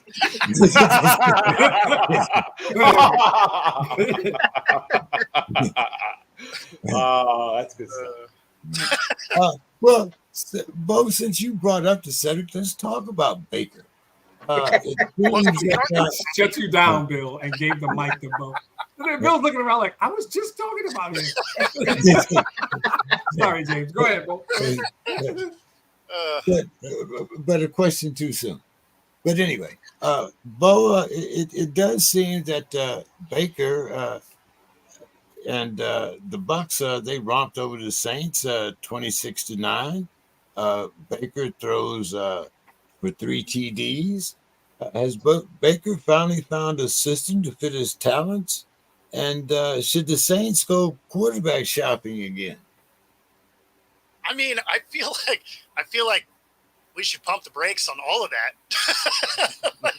I mean, Baker saying Baker's good after 4 games, I feel is premature, and saying the Saints aren't going to make it after 4 games seems premature. I mean, they got Kamara back last week. They're still trying to get their system together. I think the Saints will still be fine, and I think Baker will become Baker. I mean, I don't see any evidence that just randomly this year, being his 4th stop in the NFL, he's somehow going to be that super consistent guy. I don't see that being a thing. Don't get me wrong. I mean, every guy has that one season, so it's possible, right? I mean, it's anything could happen. But I like the way Baker is playing. However he's being coached, he is making less bad decisions than normal. And so that is encouraging moving forward as long as he can keep doing that. But on the other end, I think the Saints will be fine. I think it'd be way too early to say that Carr isn't the guy there. Okay, Bill. Now you can go on. Well, I'm going to ask Bo a quick question. You said how he's being coached. Isn't he being coached the same way Geno's being coached? Didn't Canales go – not Canales, but yeah, it is Canales, right? No, it's oh, God. The coordinator who's now in Tampa, didn't he come from Seattle?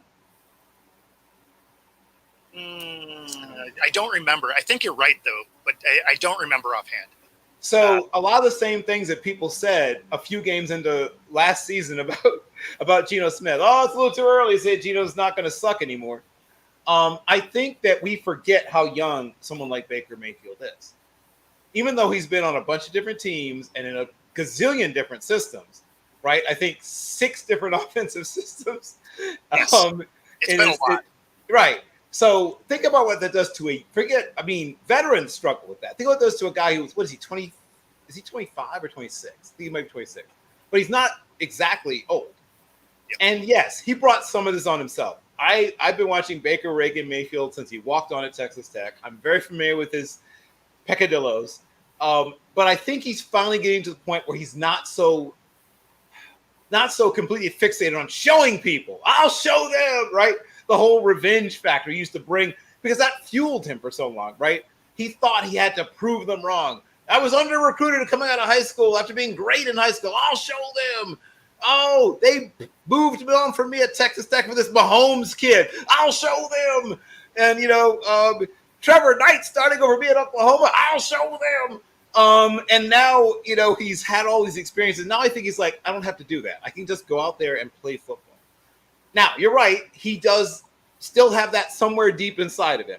But I think if he fights it long enough, hard enough, he can become I'm not talking about Hall of Famer. I'm talking about great, but can he become a put the ball down the fairway guy? Because you win and win because of, but you can win with. I think the answer is yes. Once again, not that long ago, people were telling you that Geno Smith was a bubble that was going to burst at some point. I like that you're telling me his upside is Sam Darnold. I think his upside could even be Brock Purdy if he had the right talent around him. He's got no, but you talked about that thing though, the swag thing, and you and Bo made points that I thought actually went together. Bo talked about him being reckless. You talked about if you can remove the swag part out. The recklessness is directly related to the swag. So if you took out the swag piece, he would be Brock Purdy. But you can't take the swag out for all the reasons you just told us. Right? So it's great. I'll give you my stuff quick. They're 3-1. They beat the Bears with the 28th ranked defense in the league. They beat the Vikings with the 20th ranked defense in the league. And they beat the Saints with the 22nd or 23rd offense. Them boys from the 3-1-3 are coming to Tampa on the 15th. Let's talk after that. We're bringing the 4th ranked defense and the 8th ranked offense down to Tampa on the 15th. We'll talk about Baker. We'll talk about Baker, the podcast after them boys from the 3-1-3 come down. That's what short version. He ain't beat nobody. I ain't impressed. Exactly. Yeah, I think though that Baker is a very competitive guy, and that's what helped Cleveland get into the playoffs his first year was Baker Mayfield's play, his confidence, and he had a good team around him. To Bill's point, and Dave Canales did come over from Seattle after be the offensive coordinator there. Yep. So what it comes down to is, does he have the team around him that's going to be a playoff bound team? I don't think so. But I think that Tampa Bay, I think that Baker Mayfield, he's good, he's competitive, and that's in part why where the recklessness comes in. His recklessness comes in where he had a damaged shoulder that required surgery, but he played out the entire season. Correct. And his reward for doing that was Cleveland threw him out on the curb. Yes, yeah, exactly. You know, and I don't blame Mayfield. He made a tactical error. He would have been better off in his career if he had allowed himself to be shut down. Great point. For sure. So, I need less Baker, more Reagan. But I just don't think I don't think he has a team around him for him to succeed the way he did that rookie year with Cleveland, because Cleveland's built a great roster, and you know, because they were in the dumps. But I know we're not talking about Cleveland, so I'll stop. Yeah, you about to get yelled at. You about to get yelled at, bro. Yeah, you better. I learned my lesson through Bill. King don't play. Don't be going off script. That's right. Turning this podcast around. See, Bill's a good friend, and he's ex-military, so he feels like he can get away with it. Nope.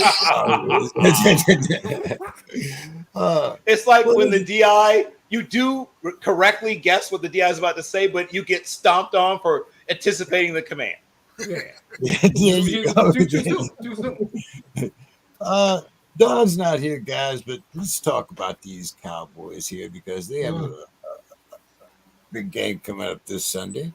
The Cowboys gave the Pats the biggest whooping of head coach Bill Belichick's career, 38-3. The Cowboys defense actually accounted for as many TDs as Dak. But you didn't know that, did you? Okay. So anyway, what are you guys thinking about this matchup Sunday night against the 49ers? And what do you think about the Cowboys 3-1 start? Let's start with you, Bo. I think they're gonna start 3-2. I mean, so Dallas is a good team, no doubt. But the Niners look like the most complete team in the league. And, you know, they have a great defense. They have a great offense. Even their special teams is good. So you look at Dallas, they have an offensive line that's banged up, right? They when they lost to the Cards, 3 of them weren't even playing, right? They lost a center, a guard, and a tackle. So the tackle's still out. The center and the guard come back. They're still beat up. They lose Diggs for the year. So that's a centerpiece of their, of their secondary. So I don't see how a banged up Dallas team is going to take down a surprisingly healthy Niners team that is probably the only team I've seen really hitting on all cylinders, which as a Seahawks fan is really a bummer.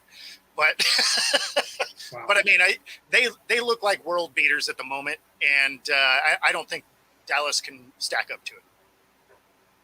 Dave. Well, I think it's going to be interesting.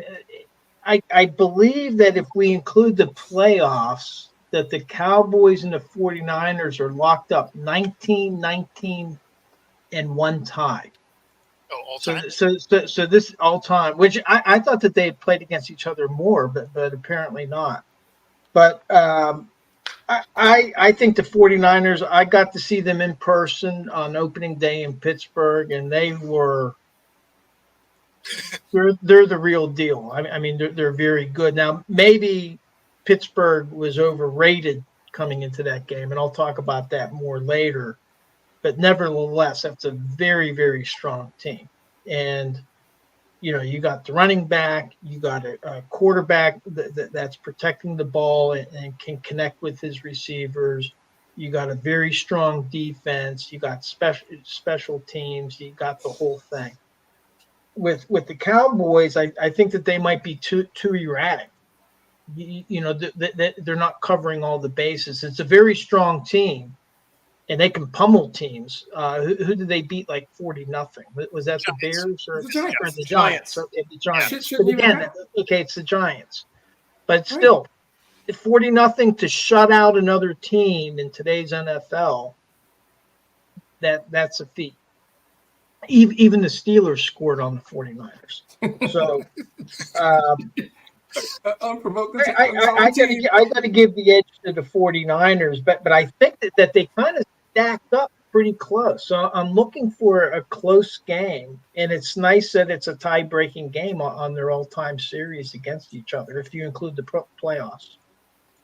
Yeah, I didn't think they were going to be like a blowout, but I figured the Niners would cover. Demetrius. Yeah, so I'm gonna go way off script. I don't think Dallas is good. I don't. I think Dallas beat the Giants. They beat the Jets, and they beat what we now know is not a very good New England team. And they lost to Arizona. I don't think Dallas is good. I think they're gonna lose 3 of their next 4, maybe all 4. They're gonna get jail sexed against the 49ers. Then they got to play both LA teams. I think. Sorry, we're way after dark, guys. What the hell? I didn't hear the music. Okay. All right. So I thought we were. It's almost 10 o'clock in Chicago. I thought we were good. So Wait, the Cowboys are the Bunny Ranch. Is that where we're at? There we Exactly. go. Bill dropped Bunny Ranch already. I figured it was free for all. When Bill Carroll dropped a Bunny Ranch reference, I thought we were good to go. I think.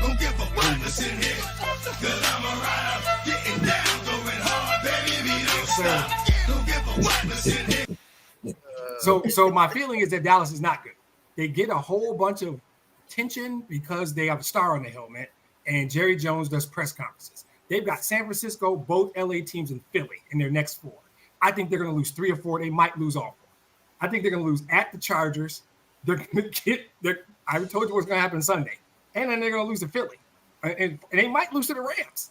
I don't think they're that good. I think they have a good defense. So these games won't be as bad. Well, Sunday's going to be bad, but I think their defense will keep some games close. And as far as I'm concerned, Week 17, we're waiting for them. They got to come to Wayne County, Michigan, late in the season, and that's when the party really starts. I am not impressed with Dallas. I don't think Dallas is good. I think 4 weeks from now, you guys are going to get on. Hey, Demetrius, you're a fucking genius. You called this 4 weeks ago. You told us Dallas was going to lose 3 out of 4. You told us they hadn't beaten anybody. You told us they weren't that good. And I'm going to say, guys, this is what I do. That's why Bill and James have me here to bash the Cowboys. I mean, as soon as December comes around, they're going to lose those games anyway. I mean, it's not like I'm expecting high things out of them. They have a good defense, but they haven't beaten anybody. And Arizona, they looked sloppy. I hope they bring that Arizona effort to Detroit in December. That's going to be a real jail section when we bring them when they come down here, because we're going to be playing for the 1 seed. I can't wait for that. So, yeah. Bill, final thoughts on this subject. First of all, I love anything that suggests the Cowboys are about to get violated. So that's beautiful. Thank you so much. And I would like to agree and extend on what has been said by my good friend. The Cowboys are overrated every year. Let's start with that. There's not a year that they aren't overrated. There are certain things, death taxes and Notre Dame and the Cowboys being overrated. Yep. So that's just pencil it in. And now they're starting to get some injuries. Oh, yes. I thought preseason that they would be fighting with Washington for a wild card spot. I'm still on that. I think that that's a fight between Washington and Dallas for a wild card spot. And yes, they'll lose some of these games close. They're about to get boat raced in a few of these games. And what the heck? Back to jail sex. Yeah, some of that.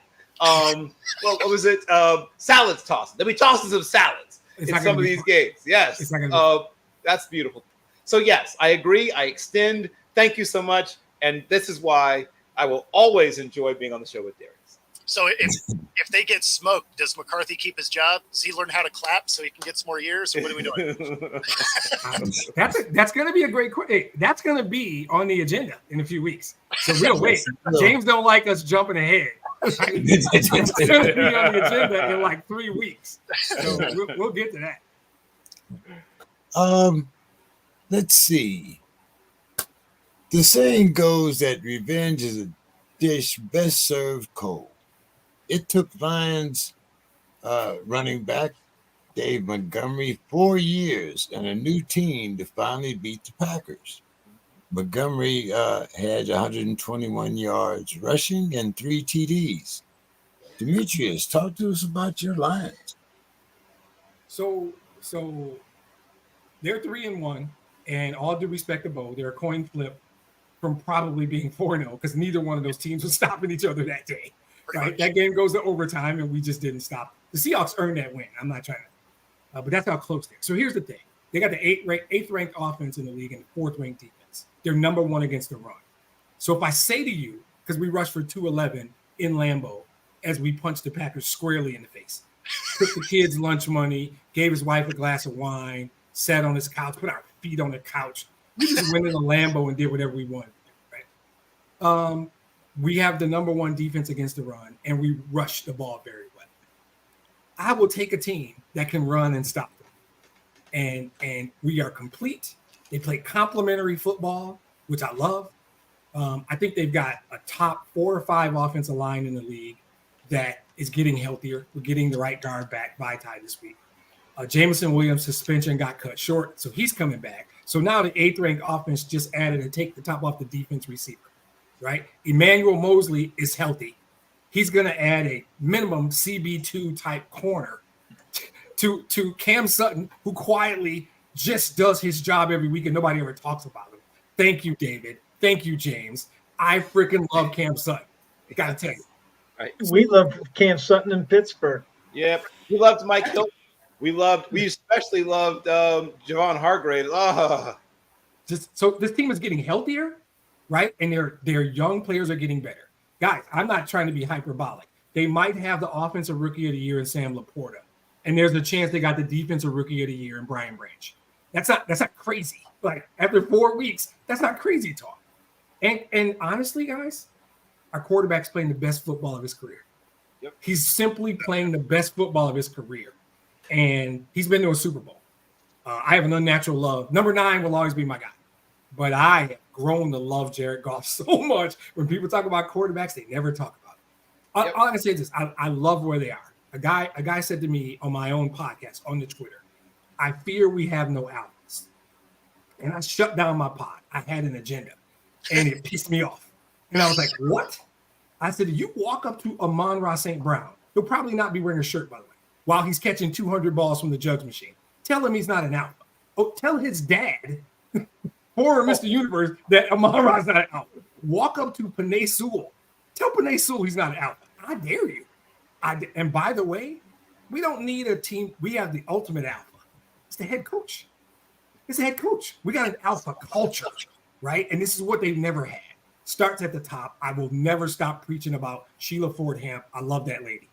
I will never stop talking about Brad Holmes and Dan Kemp.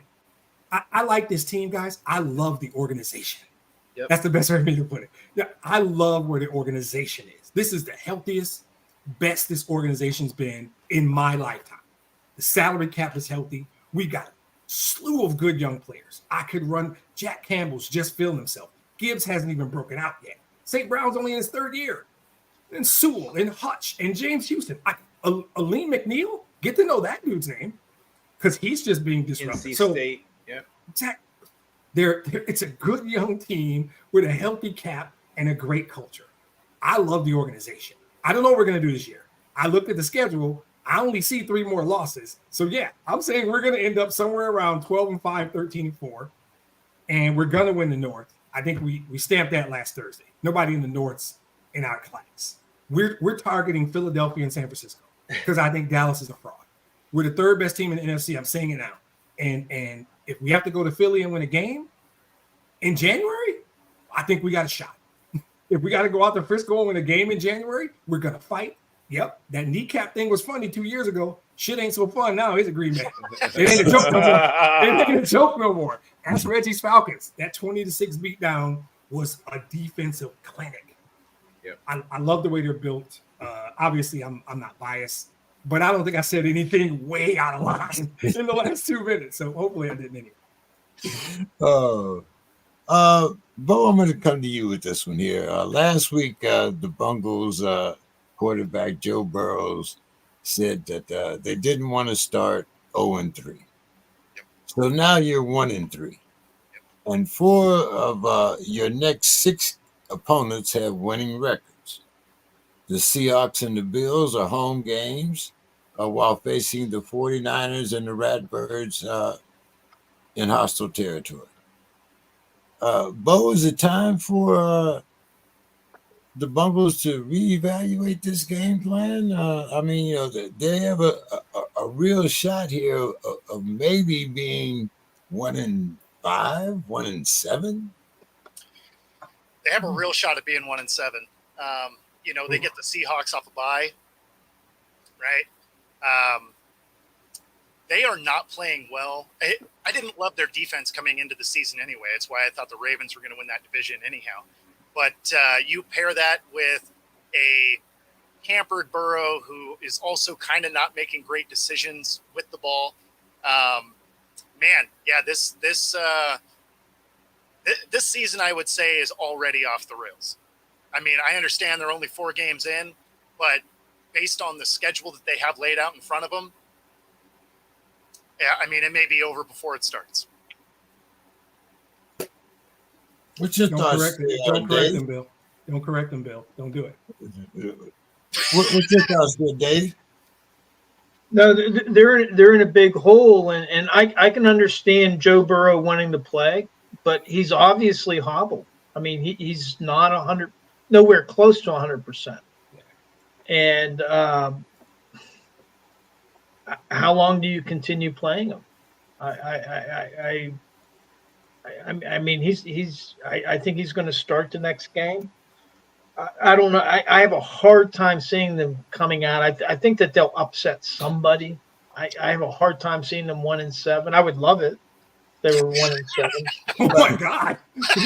It was flat out admitting it. Okay, but they're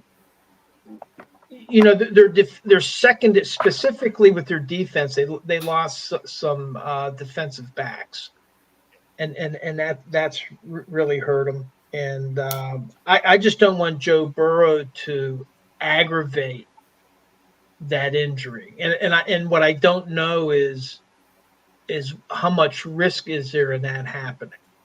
And I know we've talked before. There's been people that have had the calf strains that have led to Achilles problems and stuff like that. I just hope that they're monitoring that very, very closely because you don't want to risk a talent like that.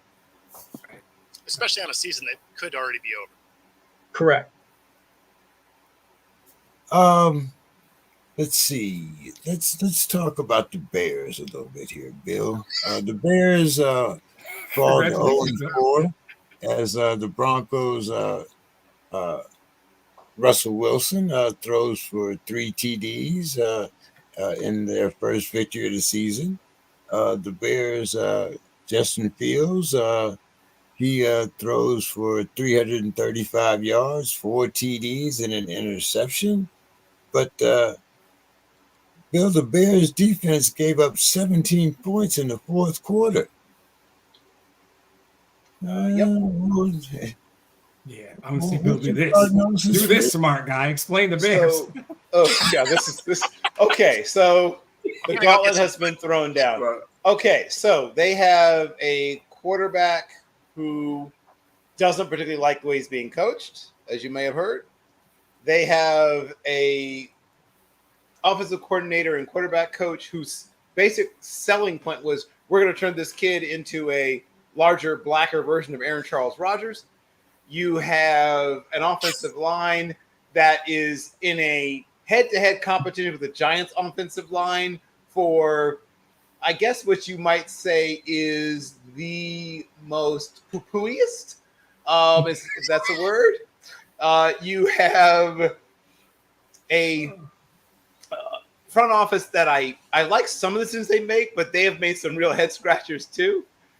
They decided to give a lot of money for reasons that I don't think I'll ever be able to understand, to a wide receiver who, on the best day of his life, might be a wide receiver 3 on a poor receiving group, but we are wide receiver 4 or 5 on teams that have a good wide receiving room, and they gave them maybe borderline wide receiver 1, high end wide receiver 2 money.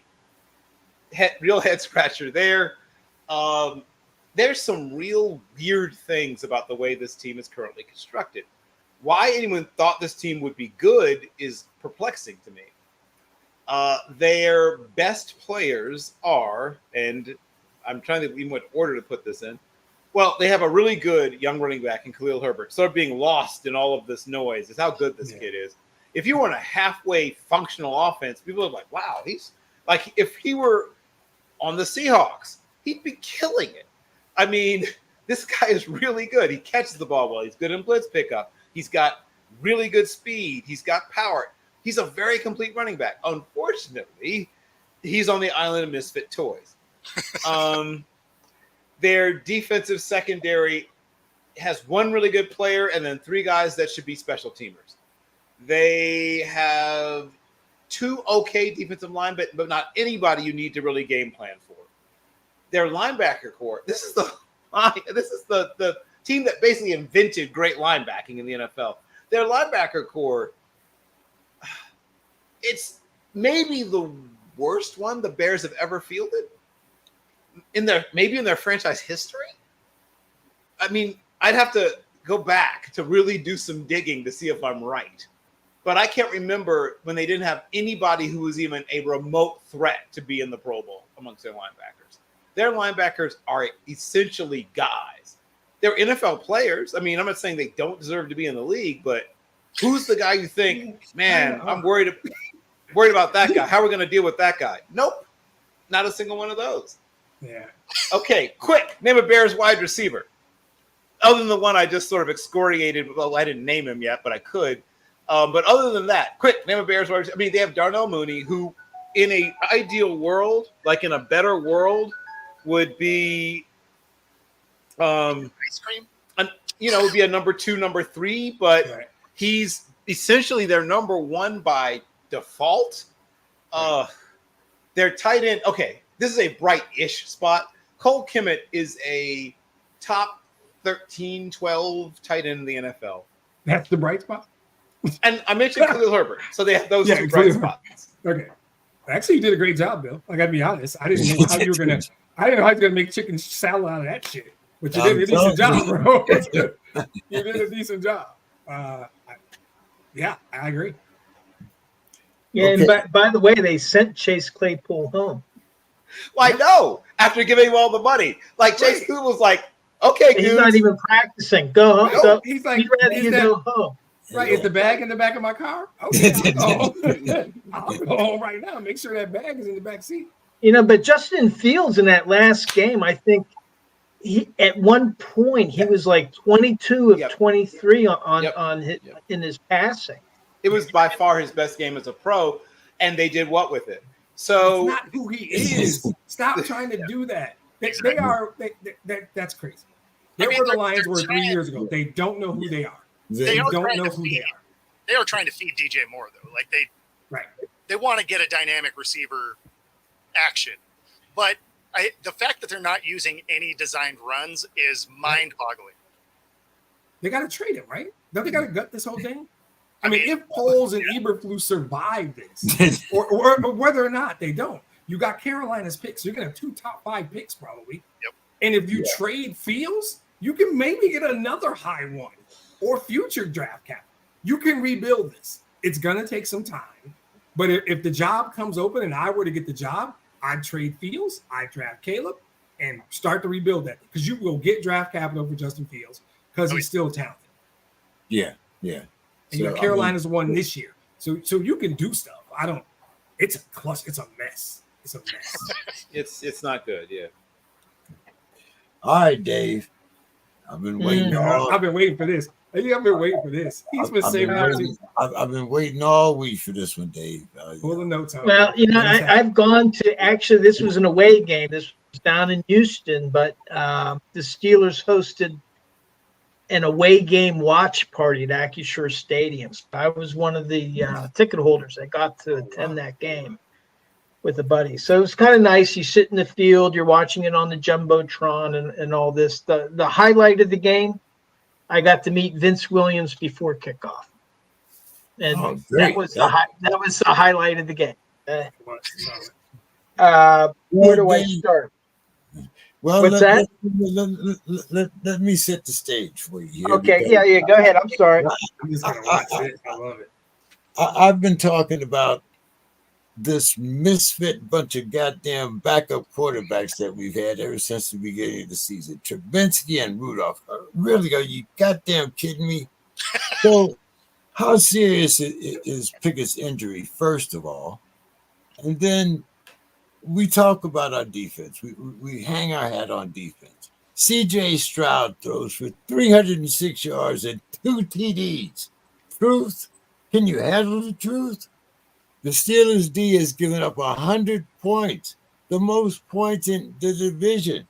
Only Hobbling Joe and the Bungles have put fewer offensive points on the board than Canada's.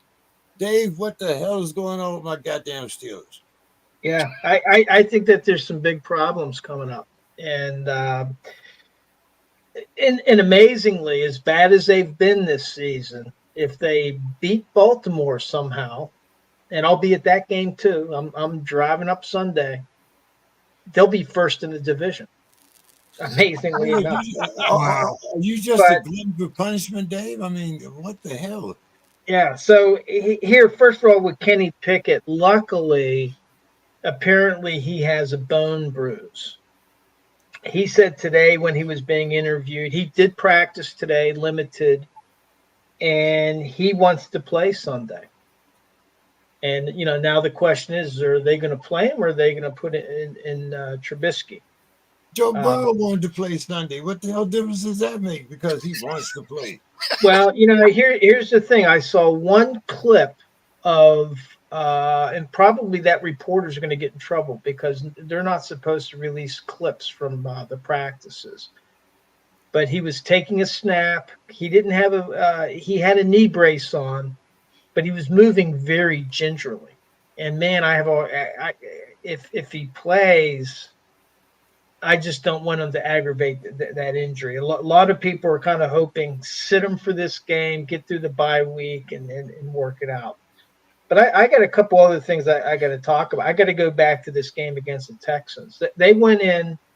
The Texans had Kendrick Green as a starting left guard,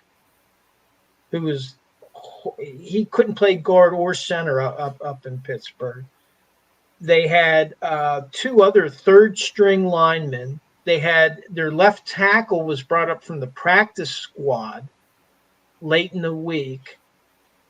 I mean, it was a complete patchwork offensive line. And I tell you what, the coordinator, the coaching staff on that Houston Texans team, they had a game plan where they shielded the weakness of that offensive line, so that Stroud was never even sacked. They had 6 quarterback hits, but they weren't close. They never came close to really sacking Stroud. One thing, ludicrous play calling, and people are calling for Matt Canada's head. 4th and 1, as bad as they had played all game. If they're on the 33-yard line, if they score on it, they make it 16-9 or 16-13 at the end of the third quarter. They call a timeout, and it's less than a yard, and they come out in a shotgun formation. And it's like everybody is like stunned. What are they doing? And that's the play when Kenny Pickett got hurt. He bailed on the pocket too early. Broderick Jones was in the game because Dan Moore was hurt. Dan Moore has already been declared out, so Broderick Jones is going to get his first start against the Ravens. But the defender shed the block, and Pickett went right into him, sacked, and that was it. So, and normally I would blame that call on Matt Canada, because during the course of a game with the play clock, when whoever's calling the plays, they're calling the play. Now the head coach, Mike Tomlin, he's hearing all the plays, but if he's sitting there, no, don't do this, well, that clock's moving. So normally the head coach is not going to interfere with the calls that are played. He might question them after, but in this case, they had a timeout. They went to the sideline. They discussed that. And Mike Tomlin, he's not an offensive coach, but he was a wide receiver. He knows what offense is. He knows what less than 1 yard is. And then in his press conference, he uses the excuse that, oh, well, Dan Moore and Pat Freiermuth were hurt. Well, wait a minute. You got Broderick Jones and you got Darnell Washington, that are bigger than those guys. And Washington is a better blocker than Freiermuth anyway, because Freiermuth can't block. And he's using that as the excuse. I'm sorry. So, but the problem is that everybody in Pittsburgh is up. They want to fire Canada. They want him gone now, and then you hear pundits all over the place, blah, blah, blah. It's not in the Steelers' DNA to fire an offensive coordinator midseason, but Baltimore did it a few years ago, back in 2016, before the Steelers knocked them out of their playoff hopes on AB's immaculate extension. John Fox famously in 2011, he benched Kyle Orton when they were 1-4, and then he went in on their bye week, completely redid their offense for Tim Tebow and got to the playoffs and beat the Steelers. And so it can be done. And the problem is I think that the Canada hate is masking deeper issues with that team. This Texan team, by all rights, Pittsburgh has a very talented defense. Minkah Fitzpatrick, TJ Watt, Alex Highsmith. Cam Hayward's not playing, but still there's a lot of talent. This Texan team took them to task. And what it was is they out-schemed Terrell Austin. He was a problem. The sum of the talent did not equal the output because of the game plan. What the Steelers have been surviving on is individual efforts. Yep. TJ Watt makes a huge play and he gets them in it. They're not playing a unified defense. And what the Texans did is they took advantage of the aggressive pursuit of Pittsburgh's defense. So like Highsmith is getting all these great marks because, he had these quarterback hits and he did this, he did that. Well, what they're not talking about is the Texan running back reversing field with Highsmith, who's the outside linebacker edge in the middle of the line of scrimmage, not protecting the back door. not protecting that edge. And so then the guy, instead of being tackled in the backfield, gets a first down. Okay, that's coaching. That's scheme. It's an undisciplined defense. They're very talented, but they're undisciplined. And they shut out T.J. Watt. They did a nice job of these run plays to him, and then on the passing, because Stroud threw 30 times, but they put a defense in depth so that Watt would get through one defender, then there'd be another guy there, so that by the time they got to Stroud, that ball was gone. And they were hitting these short little passes because our defense is so aggressive. Well, they just pop it right over their head and they're through them. So I think that there's a bigger – yes, Matt Canada is not a good offensive coordinator. He probably needs to go at the end of the season. But that hate for him is masking bigger issues. Now, I got to get to some – I got two more things to get to. I'm sorry for taking so long. Something I've never seen. Tomlin quit. He literally quit. So the Steelers get the ball. It's about 3:46 left to go in the game. And the issue is that Pickett is out. We don't know how hurt he is. We don't know if he's out for the season. You don't know because he has to get an MRI and everything. You got Trubisky in. We all know that practice is precious, precious time in the NFL. As a matter of fact, Roderick Jones was asked today about being in a padded practice. And I'll get to the padded practice here in a second. He said, well, at Georgia, all of our practices were padded practices. Exactly. Okay, it's not like the NFL where they limit the number of padded practices they can have. Well, with 3:46 left, Trubisky comes in, and he had already done a 3-and-out. And I turned to my friend and I said, watch, if they run the ball, they quit. And sure enough, they ran Jaylen Warren 4 times in a row to the 2-minute warning. After the 2-minute warning, they ran 3 more plays. Mike Tomlin was anxious at the sideline, waiting to get on the field to shake hands and get out of there. Now, my point is that most people would say, why give any effort in a game that's already lost? Well, the problem is you got to get Mitch Trubisky ready to play the Ravens because you don't know what Kenny Pickett's status is. And that's your chance. You should have been telling him, get a drive down there, let's get a score, and then we'll get out of here. But instead, with 3 minutes and 36 seconds left in that game, Mike Tomlin quit. And the players know that. I mean, Mason Cole, after that 4th and 1, the center, you could see he took his helmet off and he was so frustrated. And he was signaled, we should have ran. He's showing it. So in his post-game conference, Mike Tomlin was asked about what changes. And his response was, quote, hell yeah, we got to make some changes, unquote. Well, the way a lot of fans took it is hey, we does that mean Canada's gone? Does that mean, what are you going to do? Well, now on his Tuesday conference, we find out what the big change is. Oh, well, the players didn't Practice. They didn't play hard enough. The other team got lower pad level on us, so we're going to have a padded practice. That's his big change.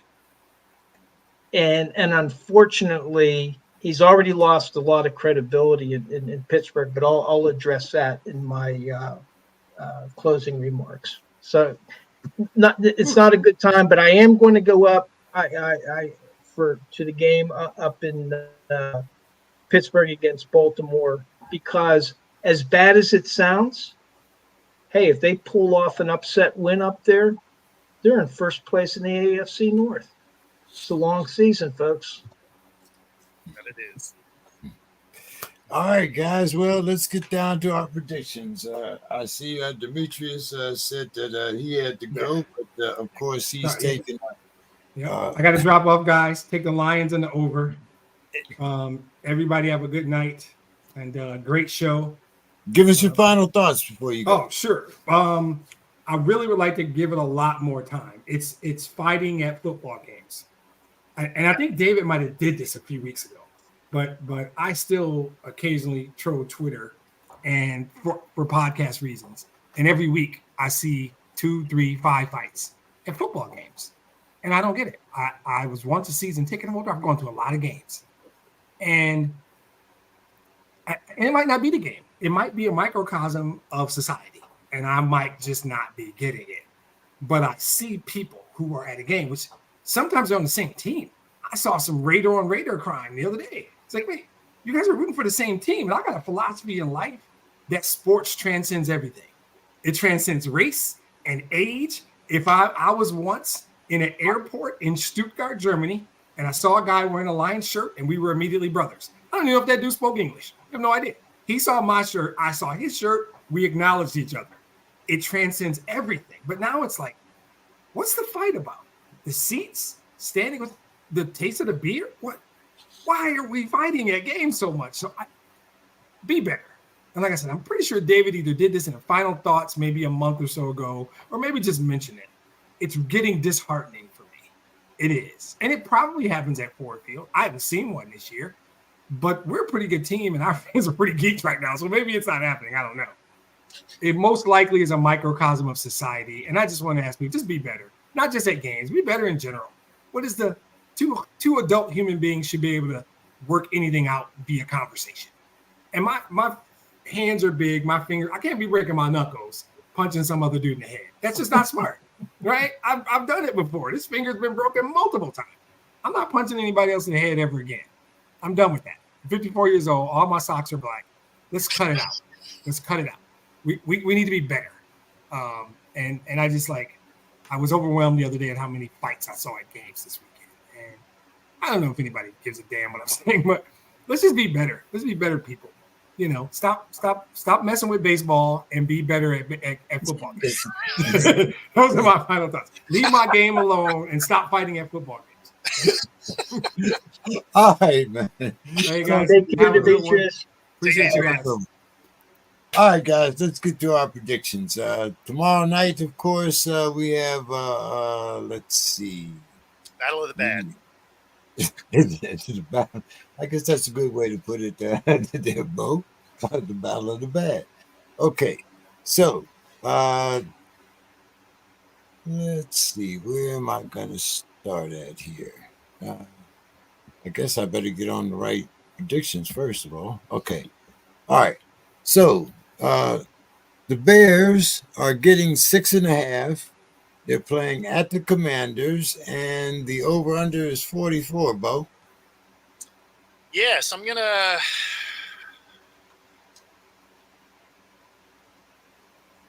Yeah, I mean, the Bears are just terrible.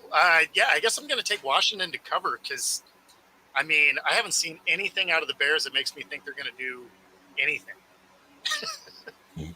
Okay, and Sunday morning, 6:30, another London game. Bo, we have the Jaguars getting 6 against the Bills. The over-under is 48.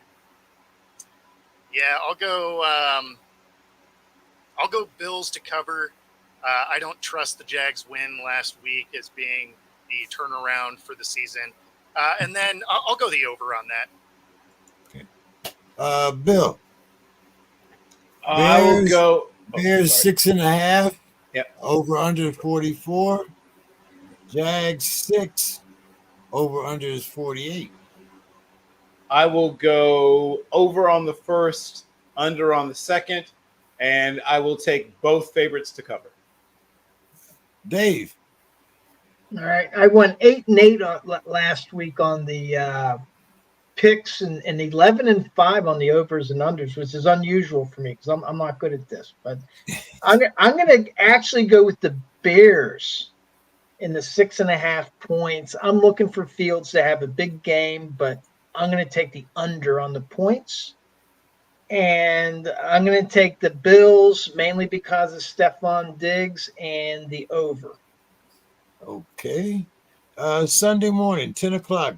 Dave, the Redbirds are giving the Steelers 4.5. the over under is 39, and the Panthers are getting 9 from the Lions, and the over under is 43.5. Yeah, I don't know. Kenny Pickett wants to play. He's practicing limited, but I'm going with my heart. I'm going to take the Steelers on the upset, and I'll take the over on the 39. At some point, the Steelers have to score some points, and I'm going to take the over on that. On the Panthers Lions, I went against the Lions too many times the last couple of weeks. I wish Demetrius was here. I would be giving a mea culpa. I'm going with the Lions in the over. Bill, As much as it pains me, I am not. I don't see a wounded Kenny Pickett, or God forbid, not Kenny Pickett, going out there and being able to get a steal and win. I'd love to say yes, but I just can't. And I will go with a slight over. I think the 41 is the number, I believe, for that game. And then for the second game, I will take, well, I mean, the man said before he left to take the Lions in the over. Who am I to go against Demetrius? Bo. Yeah, I'm going to go Ravens in the over and Lions in the over. Yeah. Okay. Bo, let's start with the Giants getting 9.5 at the Dolphins. Over under is 49.5. And the Texas, it's a pick 'em. Texas -1 +1 against the Falcons. Over under is 41. So for the first one, I'm going to go with the Dolphins and the over because they might just do the entire score on their own. I'm going to take the Texans. I like the way they're playing better. Would you say the over under was 41.5? 41. 41. No hook. Man, that's terrible because that's probably what it's going to be. Yeah, you can push. Yeah, I'll take the over. I'll take the over. Bill. So for the Giants and Dolphins, 9.5 is a big number. And I normally go with the underdog when I see a number that big, but no, not this time. So I will go with both the Dolphins and the over for that one. I will go with the Falcons and the over. I think the Falcons have a bounce back game. Dave. I'm going to take the Dolphins, but the under. And I'm going to take the Texans and the over. The Texans have a +3 turnover differential, and the Falcons a -1. So I think turnovers might be the key. So Texans in the over. Okay. Dave, let's see. The Saints getting 1.5. Saints are getting 1.5 from the Pats. The over under is 39.5. And the Titans +1 -1 against the Colts. Over under 43. I'm going to take the Saints, and even though Bill Belichick is there, a great defensive coach, I'll still take the over 39.5. That's pretty low. And I'm going to take the Colts and Anthony Richardson and the over. Bill? I will take that's another sort of tough one, but I will take the Saints. I think they get 2 points enough to cover, and I will take the over. That's a super low number. I think everyone's taking I'm assuming he's taking the over. And then I will take the Titans and the under. I think it's a low-scoring defense fest, and I think the Titans managed to sneak one out of there. Bo. Yeah, I've been going back and forth on this because none of these teams playing awesome. I'll take the Saints and the over because that over is really low. And then I'll take the Titans also with the over. That one's tough because I kind of like moments of the Colts. So it's yeah, but I'll take the Titans. I'll take the Titans. Okay, the 105 games on Sunday, Bo. The Eagles giving the Rams 4.5. The over/under is 50, and the Bungles getting 3. From the Cardinals, the over/under is 44.5. So I'm gonna go with the Eagles. I'm going to go with the Eagles. I think that it's probably going to be a pretty close game. The Rams have been playing people tough. But I'm going to go Eagles and the under. And then I'm going to go with the Cards steal this game.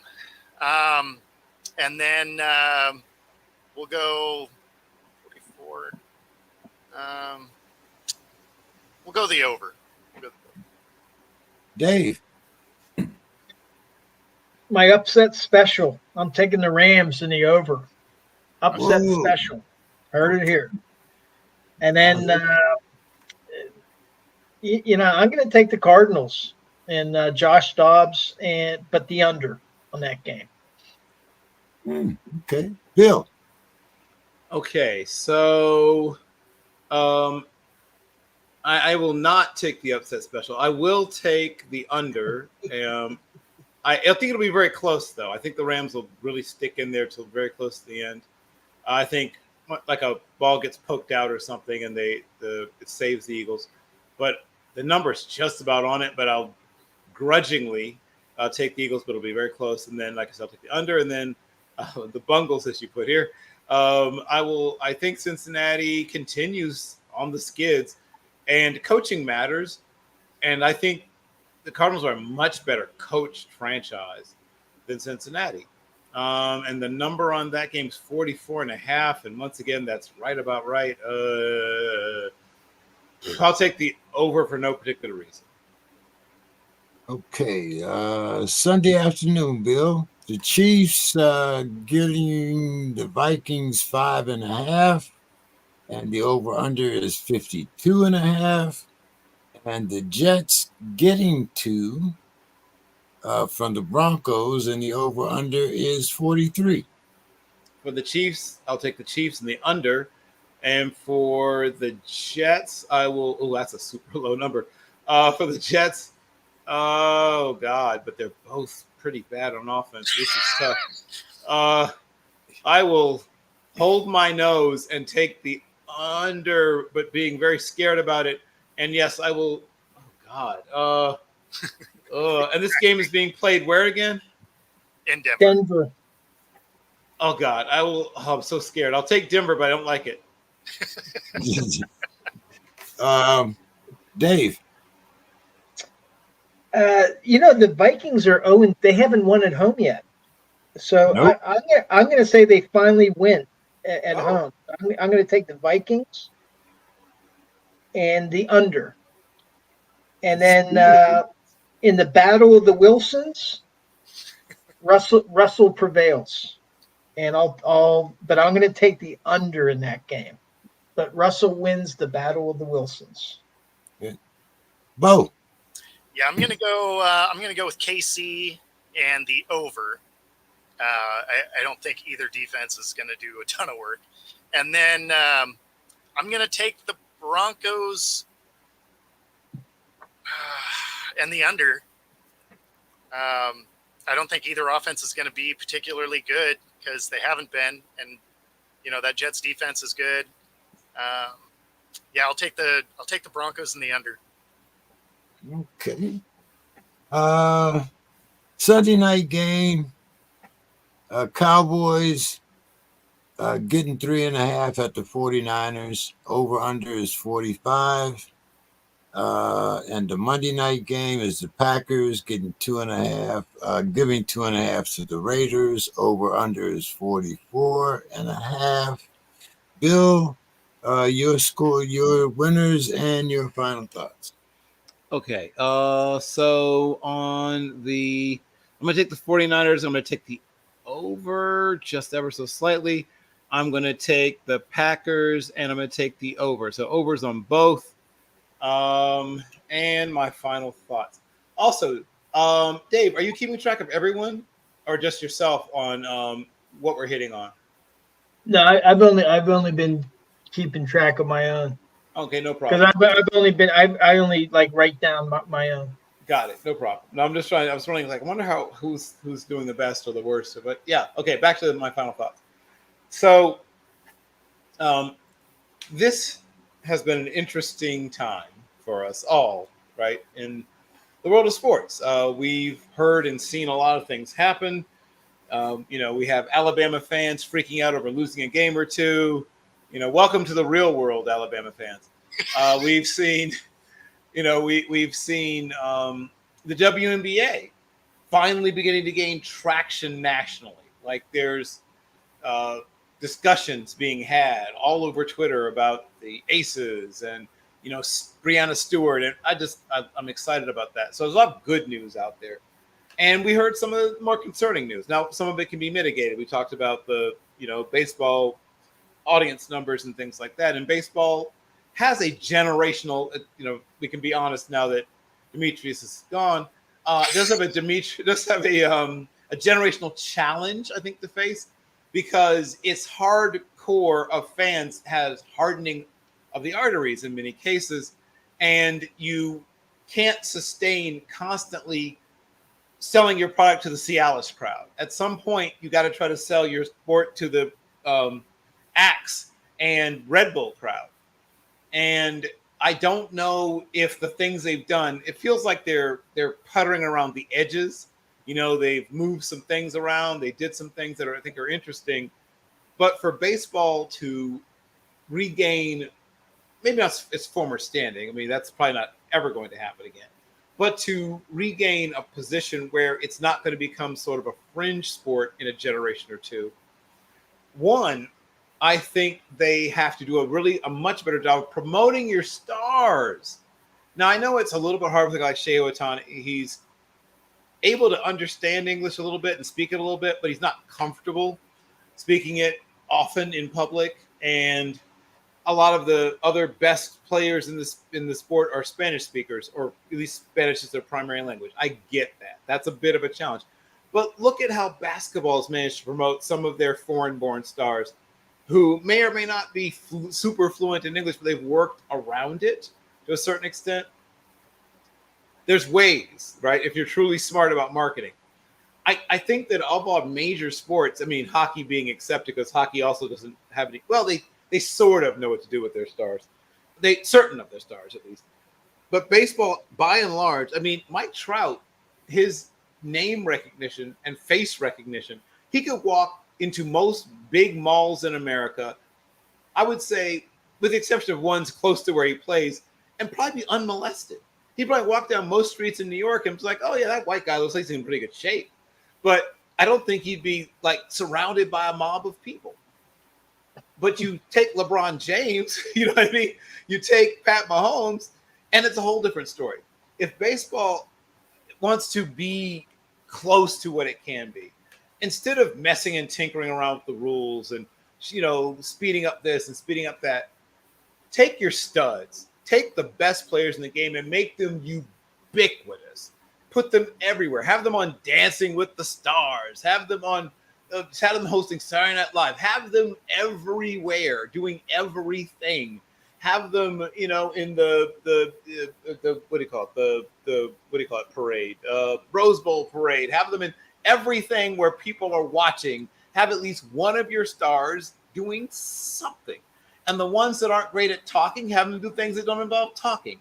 The ones that are good at talking, have them do things that involve talking. If they're funny, have them do funny things. If they are people with like great messages and serious stuff that they want to talk about, if they have a great charity, make sure that people are hearing about that. Put them on Good Morning America. I just don't understand why this sport that is the oldest, in the exception of like boxing, of all our major sports, had a good 90 plus year, well, I mean, not 90 plus year, but in terms of being a major sport in America, had a 60 plus year lead on football, had a 70, almost 75-year lead on professional basketball. Managed to blow it. People talk about 28-3. I mean, look at 50 plus something and 70 plus something to 0 for these other major sports that have now bypassed baseball. Baseball, if you're serious about being a major sport in America, look at what your assets are and maximize your assets. That is my final thought. Very good final thoughts there. Very good. Bo, your final scores and your final thoughts. Let's see. So I'm going to take the Niners and the over. Packers, Raiders. I'm going to go Packers and the over also.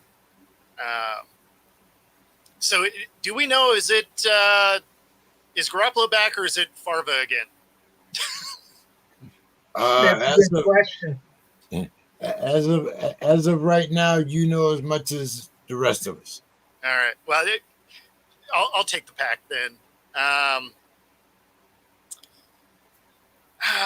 Man, final thoughts. I don't even know. I've been on camera since 3. My brain's kind of toast. I'll let you guys. I'll let you have it, David. Go ahead and do you. All right. So you want me to go ahead and do the picks here, James? Yeah, do the picks and then your final thoughts. Okay, I'm going to take the 49ers in the over. With the rate, I had the same question as Garoppolo back because he practiced last week, but then he wasn't able to get to complete the protocol, so he must still be getting some symptoms. But I'm thinking maybe he does play in week 5, so I'm going to take the Raiders in the under. So 49ers in the over, Raiders in the under. For my final thoughts, and I'm a big Mike Tomlin fan. I really think that he's done a good job in Pittsburgh. But coaches' words matter. And 3 weeks ago, before he took questions, he said, we need to find our mojo on offense. And then the following week, he comes out and he says, well, he was asked about, well, did they beat the Raiders? Did you guys find your mojo? And then he admitted that, hey, I just tossed that out there. People were asking me, and I just gave you a word that you would run with. Is essentially what he said. Well, now, after this smackdown by Houston, he has this quote, hell yeah, we got to make changes. Well, what's happened, as much as he's done, I mean, the fan base is frustrated because they haven't been to the playoffs in a long time. They haven't won a playoff game in a long time. And now the local sports journalists, they're angry.